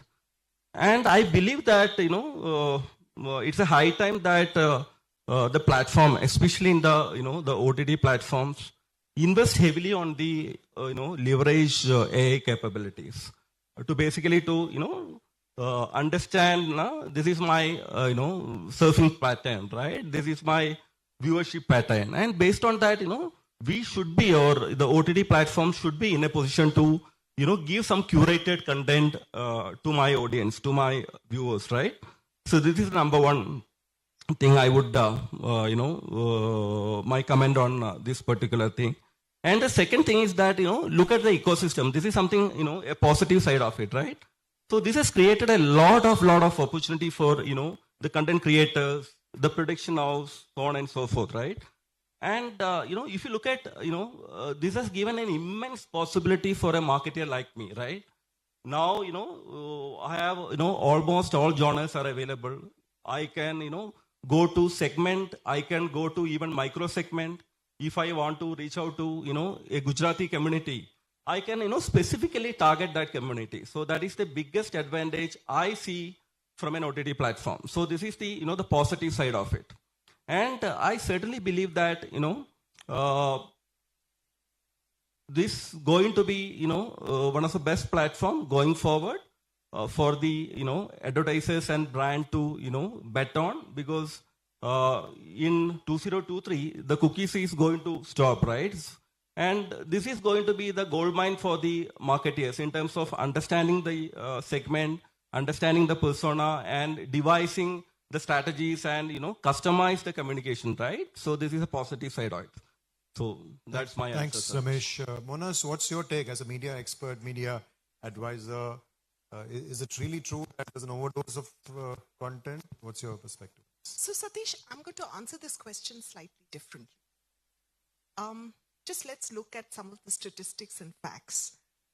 The fact is that we have increased our consumption on social media pre and post COVID by about 47%. The fact is that OTT consumption in this country has gone up almost by about 1.5 hours. Not a small thing. The fact also is that an average Indian is almost spending close to 3.5 hours on their mobile device. So that wouldn't have happened if there was an overdose of content.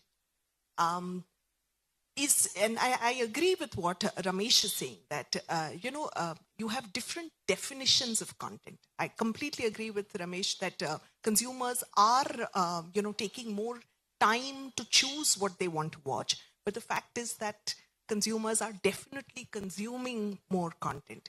So if you ask me, is there an overdose of content in digital? I would say the answer is no. Consumers themselves are co-creating a lot of content. So my sense is that there isn't an overdose. Of course, brands need to make the right choice. And that's a separate question that's altogether. True. We'll probably come to that as Yeah. we go along. Vimal, what's you have an interesting space, right? You sort of help technology or build technology and help users generate content and curate it and sort of have some monetization model through that. Yeah, by linear television, by nature of its name, has got 24 hours in a day, and there's only so many channels that one can have access to. So, and then there is this new post-pandemic phenomenon, I would say, is the fad for creation. Everybody in the room would have created some form of content, some form of digital content out there, whether it's text or regardless of the format that they come from. So at the surface level, perhaps, yes, there is an increase in the influx of content of the digital media, but that's not apples comparison between digital and linear television. So, and like Mona had said rightly, the amount of consumption has also increased. So at some level, the law of nature will kick in, which means the supply will take care of the demand, or the vice versa effect. So yes, to answer it straightforward, there's an increase in the amount of content ingested, created, and that's not just pure professional content. There's a lot of amateur content that is also ingested, but there's also supply which is being adjusted to it as we speak. That's how I would answer this. Thank you so much. And what's your take on this, Sendil? You are a content creator. Yeah, thanks, Satish. So I come purely from the entertainment industry, right?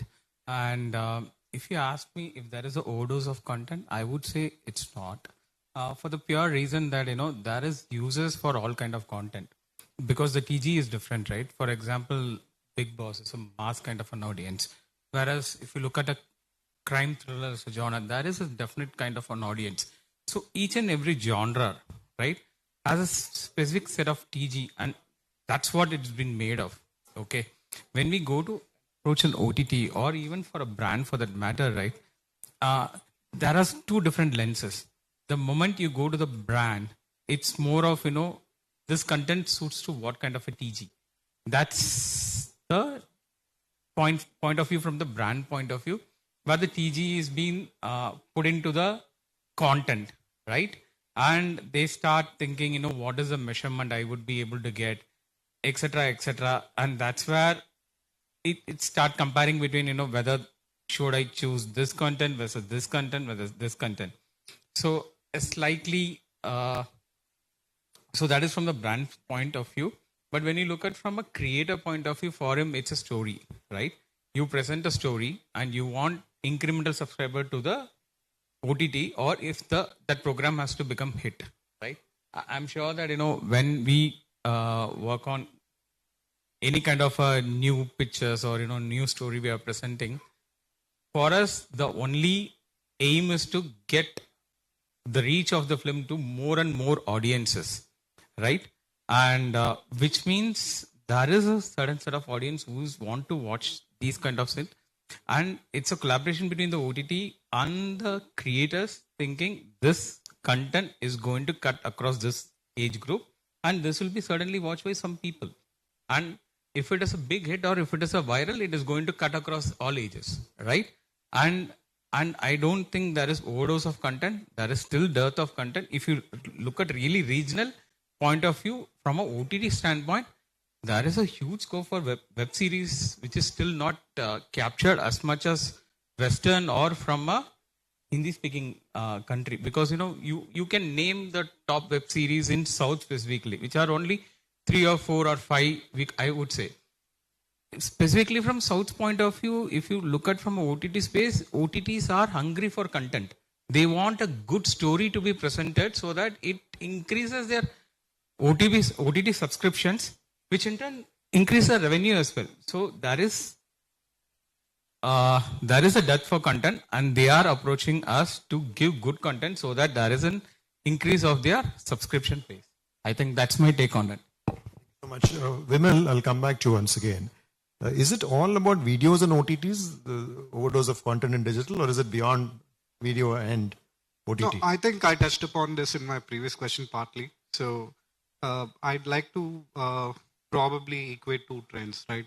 On one side, Netflix is crying about the drop in subscribers globally, right? They've lost the biggest chunk of their subscribers last year, right? Still, a lot of people staying indoors in a lot of countries, right? On the other side, the monthly active users of TikTok has reached almost 2 billion, right? Without India, and that's a significant number, right? More than the platforms of Facebook and all the platforms from the house of Facebook put together.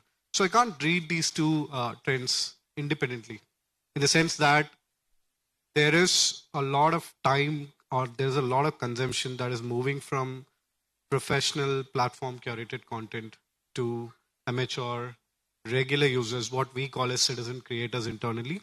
So yes, there is a tectonic shift from PGC, what I call as platform generated content, to UGC, what I call as user generated content. And this is also disrupting the way in which stars are born, right? Without a TikTok or any TikTok equivalent in India, a person sitting in Meerut or Gwalior may be a Brad Pitt, and he is not even aware that he's going to be the next Brad Pitt.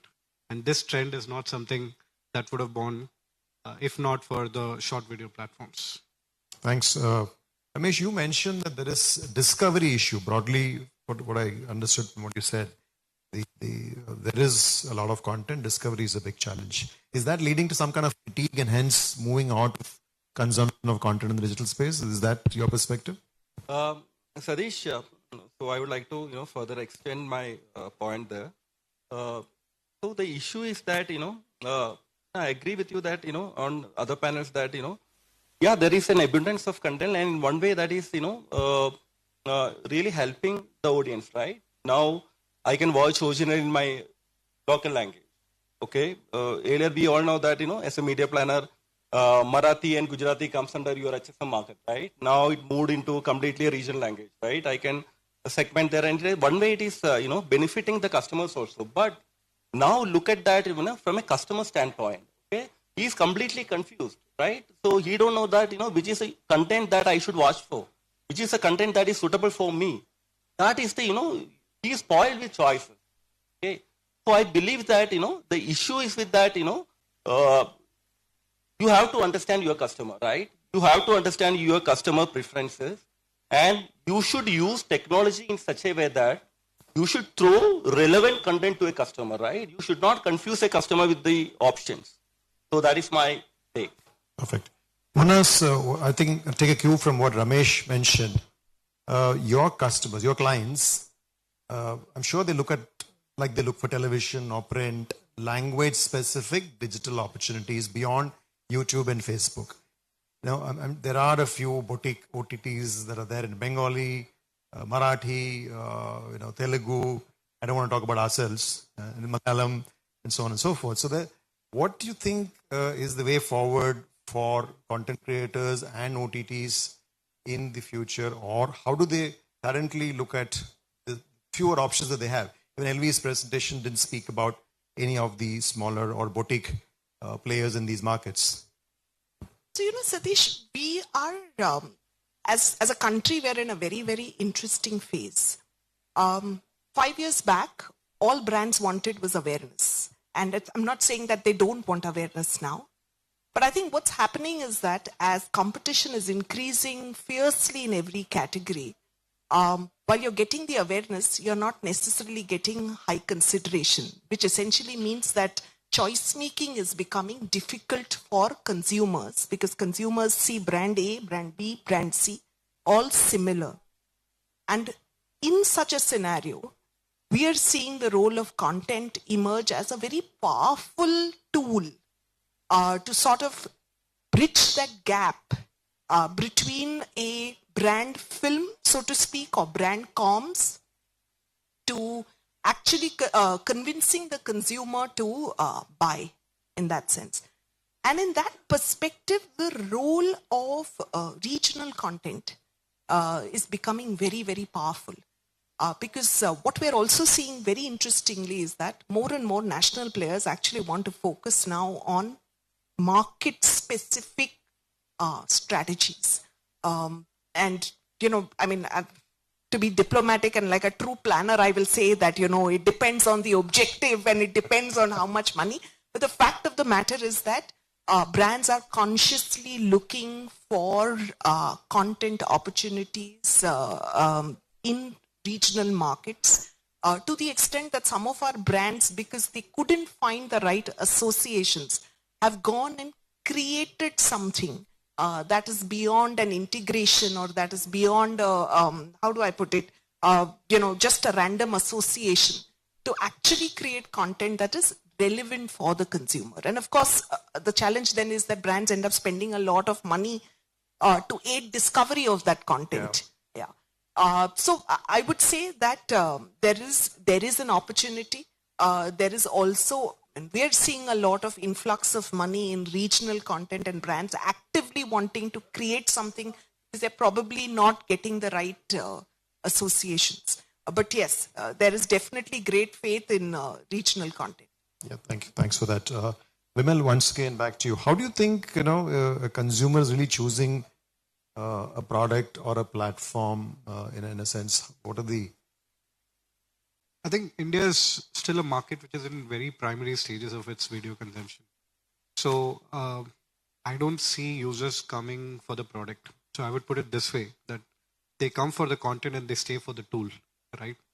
Regardless of whatever, and in OTT, there's this phenomenon called hunting days and farming days, right? I'll take Hotstar, for example, because I've been fortunate enough to be an insider there. We have our hunting days, which are the IPLs of the world, right? Or the big bosses. And the regular days are farming days. So we know the cycles in the market. And hence we go behind the consumers on those hunting days. And that's how we create our phases of whether we talk about subscription growth or advertising growth, right? Having said that, I think content will still sit at the top of the ladder in terms of what platforms a consumer chooses to subscribe to. And Netflix has proven this, and Amazon Prime has proven this to a certain extent, that interface is becoming increasingly relevant. Great product is the one that consumers hardly realizes that there is a product, right? I seamlessly go from one content unit to another content unit and so on and so forth. As famously Reed Hastings put it, sleep is my biggest competitor, right? So as long as you realize that you're not losing time, I think any platform which can get closer to that will be the platform who will eventually succeed in the game. Thank you. And this is not a zero-sum game. Of course, there are enough winners to be made in this game as well. Come back to you. So you spoke about, you know, target group, TG specific content creation a bit when you spoke earlier. Have we reached a stage like the more developed countries in the world that I'm going to make something for the teenager, I'm going to make something for the young adult, I'm going to make something for the 30 plus, I'm going to make something for the 50 plus? Is India sort of reaching there, or are we still making something that fits all? If you ask me, it is still in the second phase. The larger space, so I'll make something and hope everybody picks it up. Exactly. It's still not, get into the space of, I want to make a content for this specific TG. Okay. Unless and otherwise, like she touched upon, if it's a brand creating that content, right?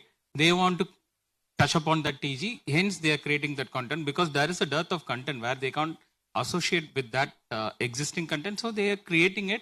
And like she rightly said, there has to be media push to get that discoverability to the audiences, which is tough for the brands, right? To pump in so much of money, except for the few people who can really do that, right? Which are the mature client, I would say. But the nascent audiences, like the nascent client or whatever, they are right now looking at the content. For example, if it's resonate with them. For example, if you go for any kind of because I also come from the media background, right? Once the content is being developed from the production house, it goes to the media houses, right? And the media houses put the TG specific and tell that, this content will suit your kind of a TG, and these are the brands can get associated with. And if this brands comes in, it will be watched by this particular user, and in turn, it can help you get your aided awareness, or it can move your consideration. But if you look at from the production house point of view, they don't see like that. For them, the story is a story. It want to reach the larger set of audiences. But Monas, I think at a national level, more Hindi, when you say national Hindi, the Hindi, don't you think there are some production houses, specifically in the digital space, actually creating something which is more suited to the younger digital audiences than the older set? Is that... So you're absolutely right. I'm going to just equate our content scenario to what's happening also in the movies. There was a phase where we were making movies for everybody. Then there was a phase where we were making movies for specific audiences. And it seems like now again we are back in the phase where we want to make a movie for everybody, otherwise it won't do well at the box office. But that's exactly the reverse of what's happening in the brand space. And like you rightfully said, there are more options, let me just put it like that, in the national or the Hindi space or the English space, where there is an option to sort of associate, because content is getting made like that and it's also getting consumed like that. So, yes. Probably with a larger base, and hence you can dissect it also, more easily. Yes. When you're looking at Tamil, it's only 6 crore people, absolutely. and Malayalam is 3.5 Absolutely. crore, and so on and so forth. It's not yet reached a time in era. We need so much more resources. Who would like to take this question? How do you think one can improve the average revenue per user from an OTT? Moving away from, try. I can take a stab at it, but I don't think any of us on this dais will have a very happy answer to it. I don't want to be as a moderator. I don't think I'm... Satish wants to know what you're doing, Vimal. I think we've also done this homework for a long time, right?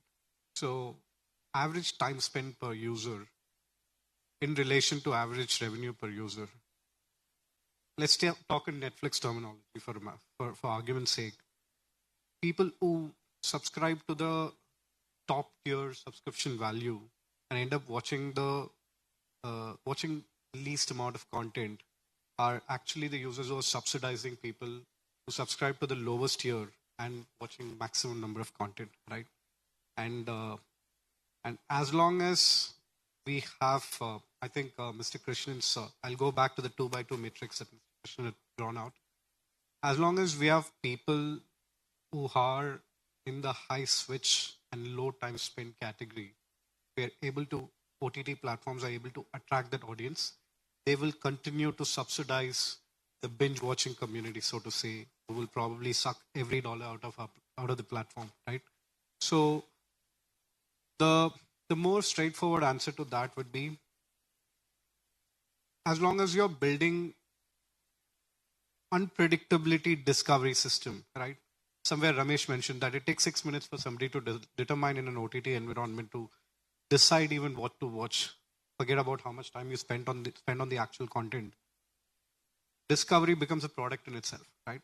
So anybody who's able to successfully solve discovery, and that's why TikTok's algorithm is the king of the world, right? On the first 30-second video, I'm watching a crocodile swimming, and the second video, I'm watching things being crushed. And I'm equally interested in both. And I didn't know this unless I stumbled upon the video, right? So draw the same parallels to the curated content businesses. I think discovery will be the key, and that's how you can increase average value delivered as well as average revenue earned. Ramesh, you want to try that?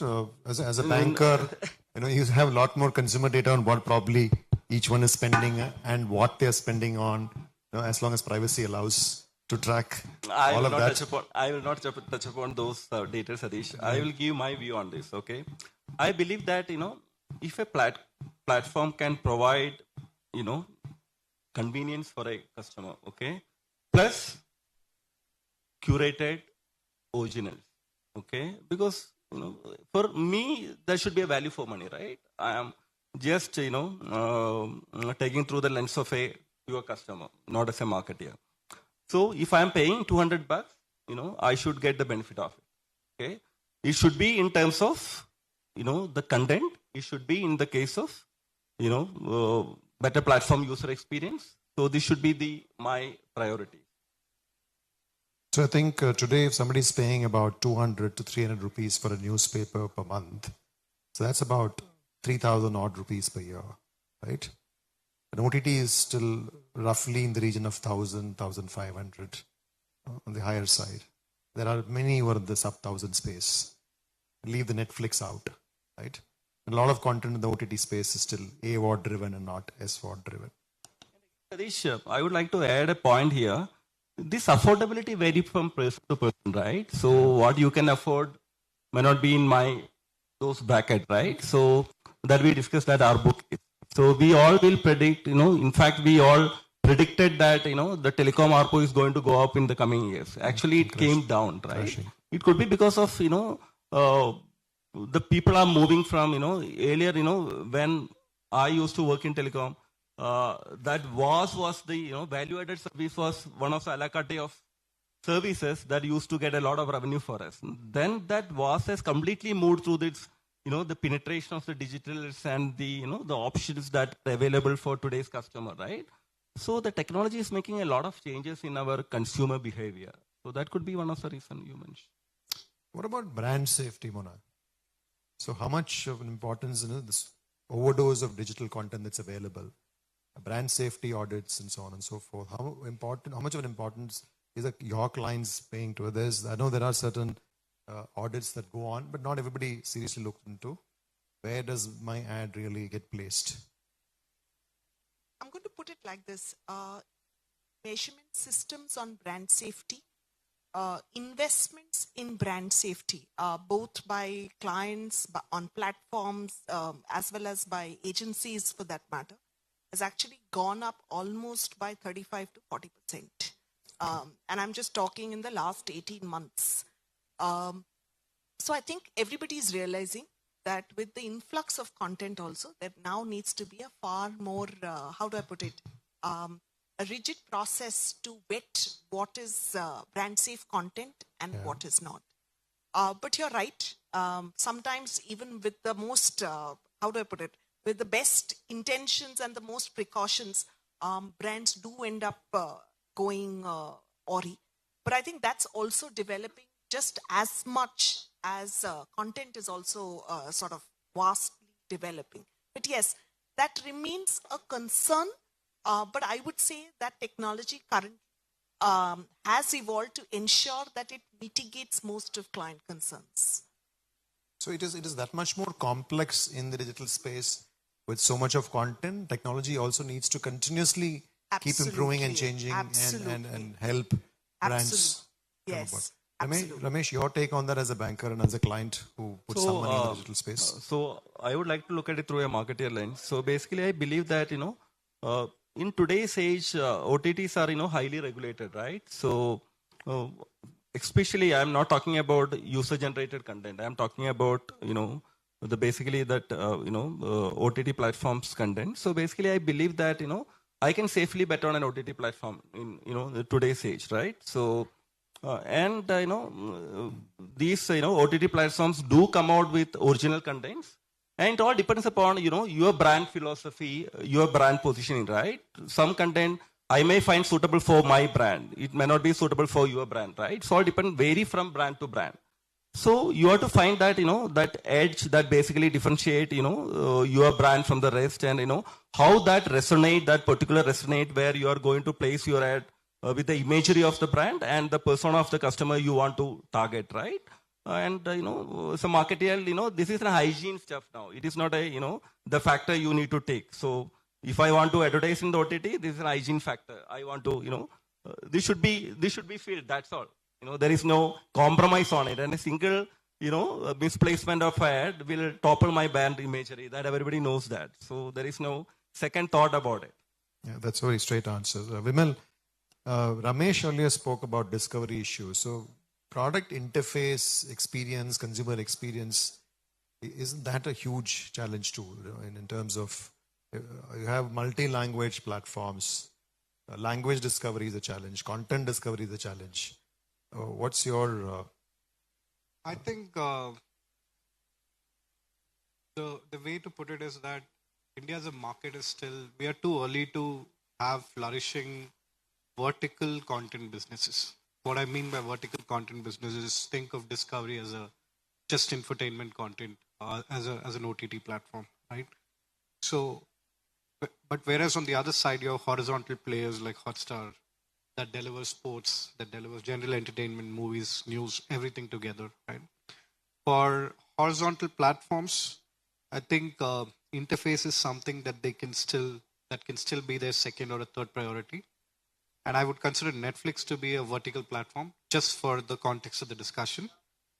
For any vertical player, interfaces probably should sit at the top of the ladder, because vertical is where a deeper engagement happens, and horizontal is where scratching the surface happens. So wherever the content consumption happens, where the nature of the behavior is scratching the surface, interface can take a second step.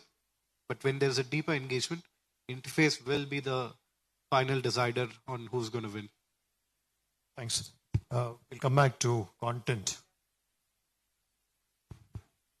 So, you make most of your content in the Tamil language, I suppose, or is it in multiple languages? We make it in most of the regional languages. Most of the southern All languages. the southern languages. So is it original and then dubbed into other languages, or is it parallel creation? No, it's been made in Tamil and then it gets dubbed in other languages. So what is your view on, obviously we touched upon the fact earlier in multiple panels that Hindi movie cinema has gone up thanks to the dubbed content. So is language really a barrier? I think I'll start with you and then go across to everybody.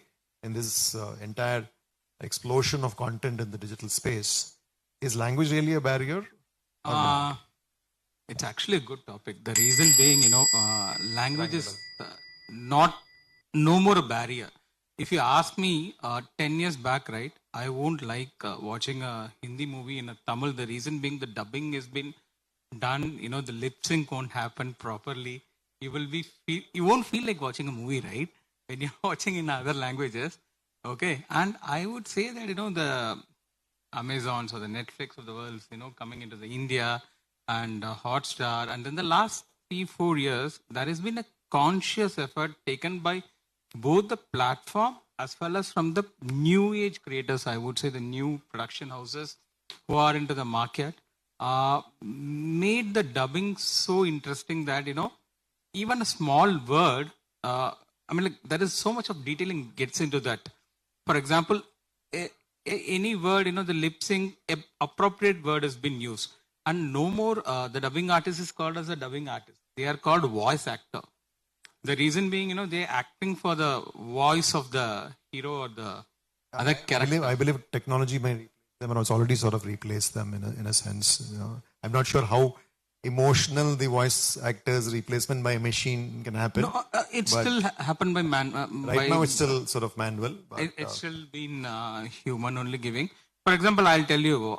So we represented 777 Charlie in Tamil Nadu. It's a Kannada made Rakshit Shetty movie.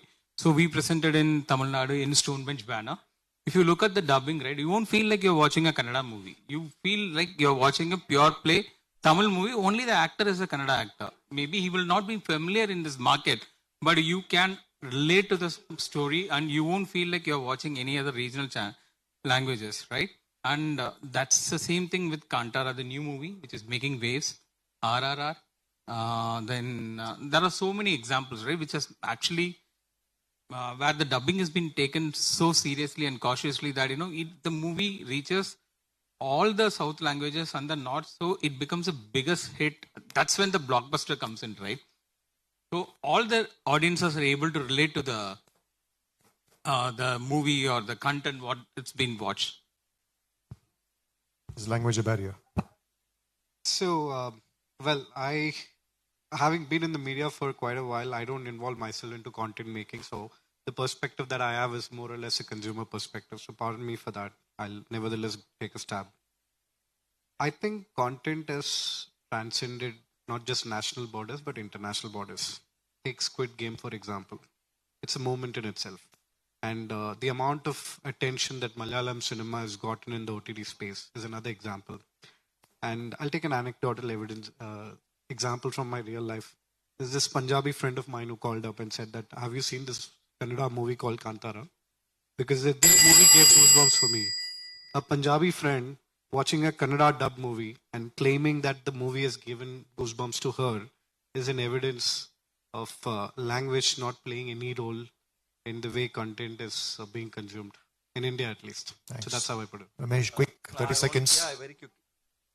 Quickly, Sadish, I don't think content is a barrier, at least in the Language is not a barrier. Not at all. So, even, you leave aside that, Indian languages, we all know that, the kind of followers Korean movies are having in India, right? Yeah, you're all watching Korean a lot of, dramas. now you have got, AI has gone to such a level that, you can have subtitles in almost all languages, right? So it is not at all a barrier. On us. Same. I So I think, we'll quickly come twice, thrice they rung the bell. Is there an overdose of content in digital? I think we all seem to say no. The consumer has his own choice. Like in any other category or product, if you make the right piece, the right segment, they will consume it. At least to be politically right, we should say that there's no overdose. I don't think so. I think the last 2 years, probably what might have taken 5 or 10 years for the OTT and the digital space to leapfrog, COVID has probably hastened the entire process. We are exposed to a lot more content. The delivery mechanisms have changed. Linear broadcast still survives. It will continue to do. Print has done extremely well this Diwali season, I'm told, from an advertising revenue perspective. So I think we all coexist. Consumption of content, the time spent in consuming various forms of content, print, audio, video, etc., have all increased. Users are creating more content. And I think there's never an overdose of anything in life. People can make their own choices and do what they wish to. Free content, paid content, premium content, etc., etc. Thank you, audience. You've been wonderful. It's been a very, very long day. And thank you on behalf of Shankar and everybody. Thank you, fellow panelists. You've been wonderful. Thank you so much.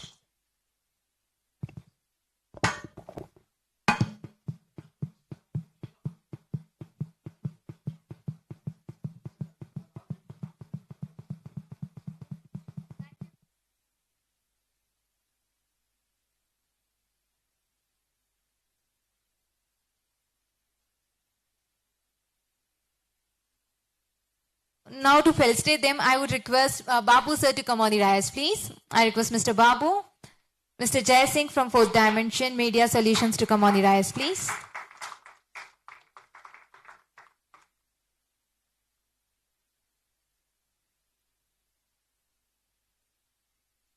So very first, I request PR Satish sir to come forward, please.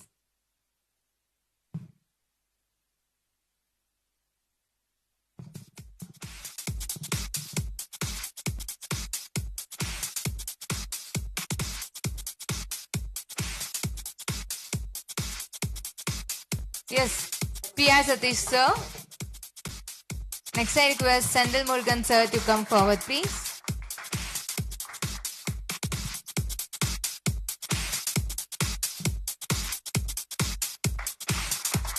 Next I request Mr. Vimal Kumar, our product head, to come forward, please. Huge round of applause, ladies and gentlemen. Next I request Ramesh sir to come forward, please.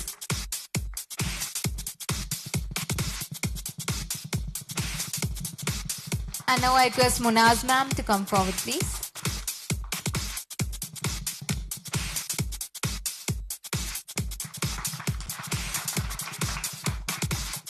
So can we have a group picture, please?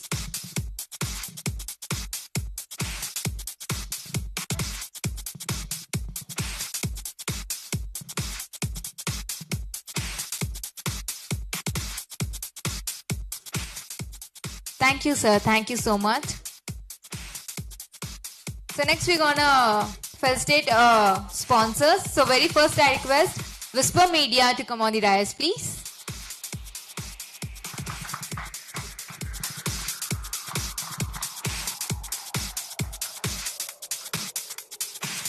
Huge round of applause, ladies and gentlemen. I request Satya Lakshmi ma'am to come on the dais and felicitate Whisper Media.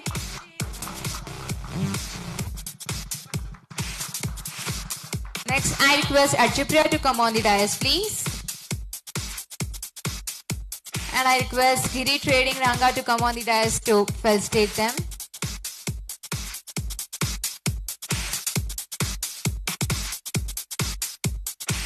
Please, sir.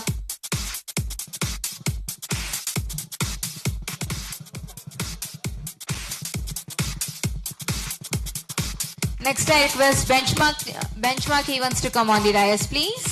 And I request Shankar sir to come on the dais and felicitate them. Please, sir.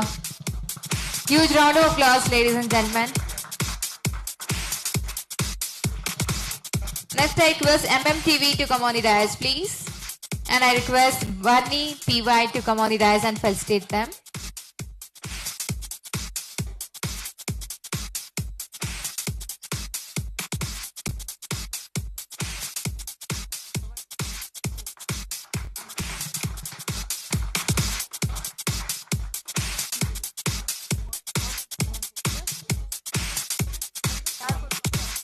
Next, I request Hindu to come on the dais, please. And I request Mohan Raj sir from 4th Dimension to come on the dais and felicitate them.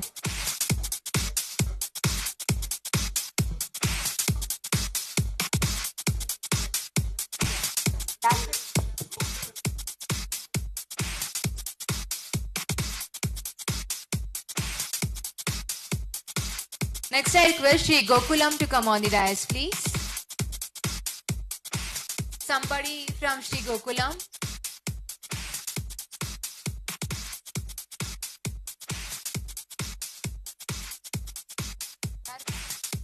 Please come.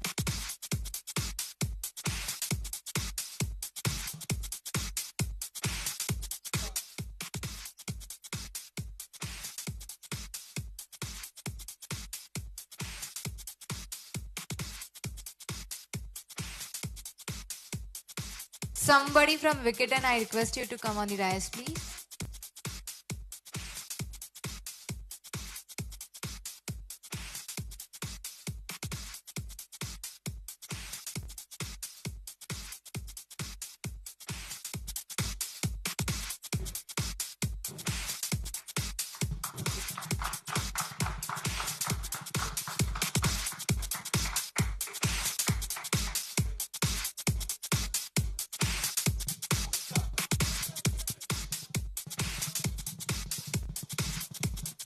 Alright, I request all 4DM to come on the dais for a group picture, please.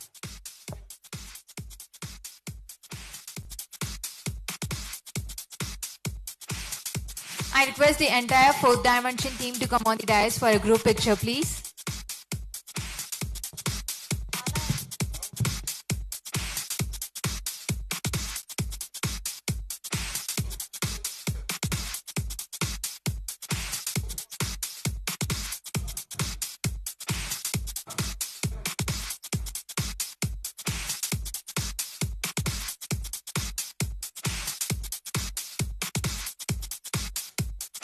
Hello.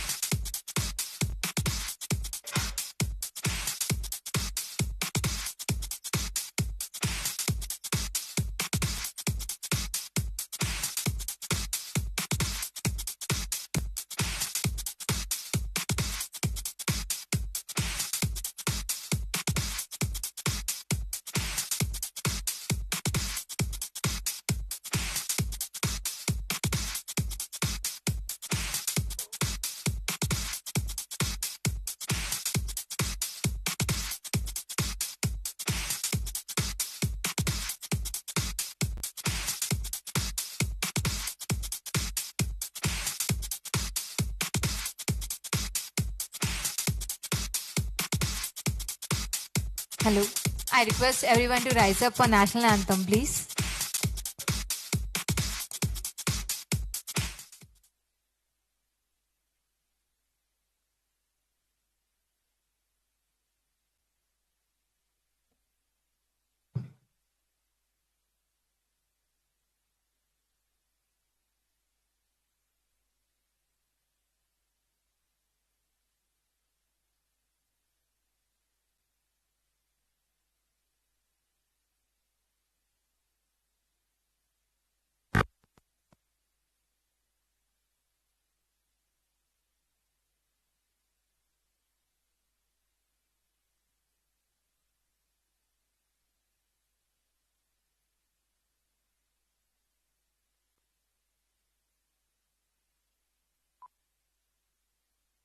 you.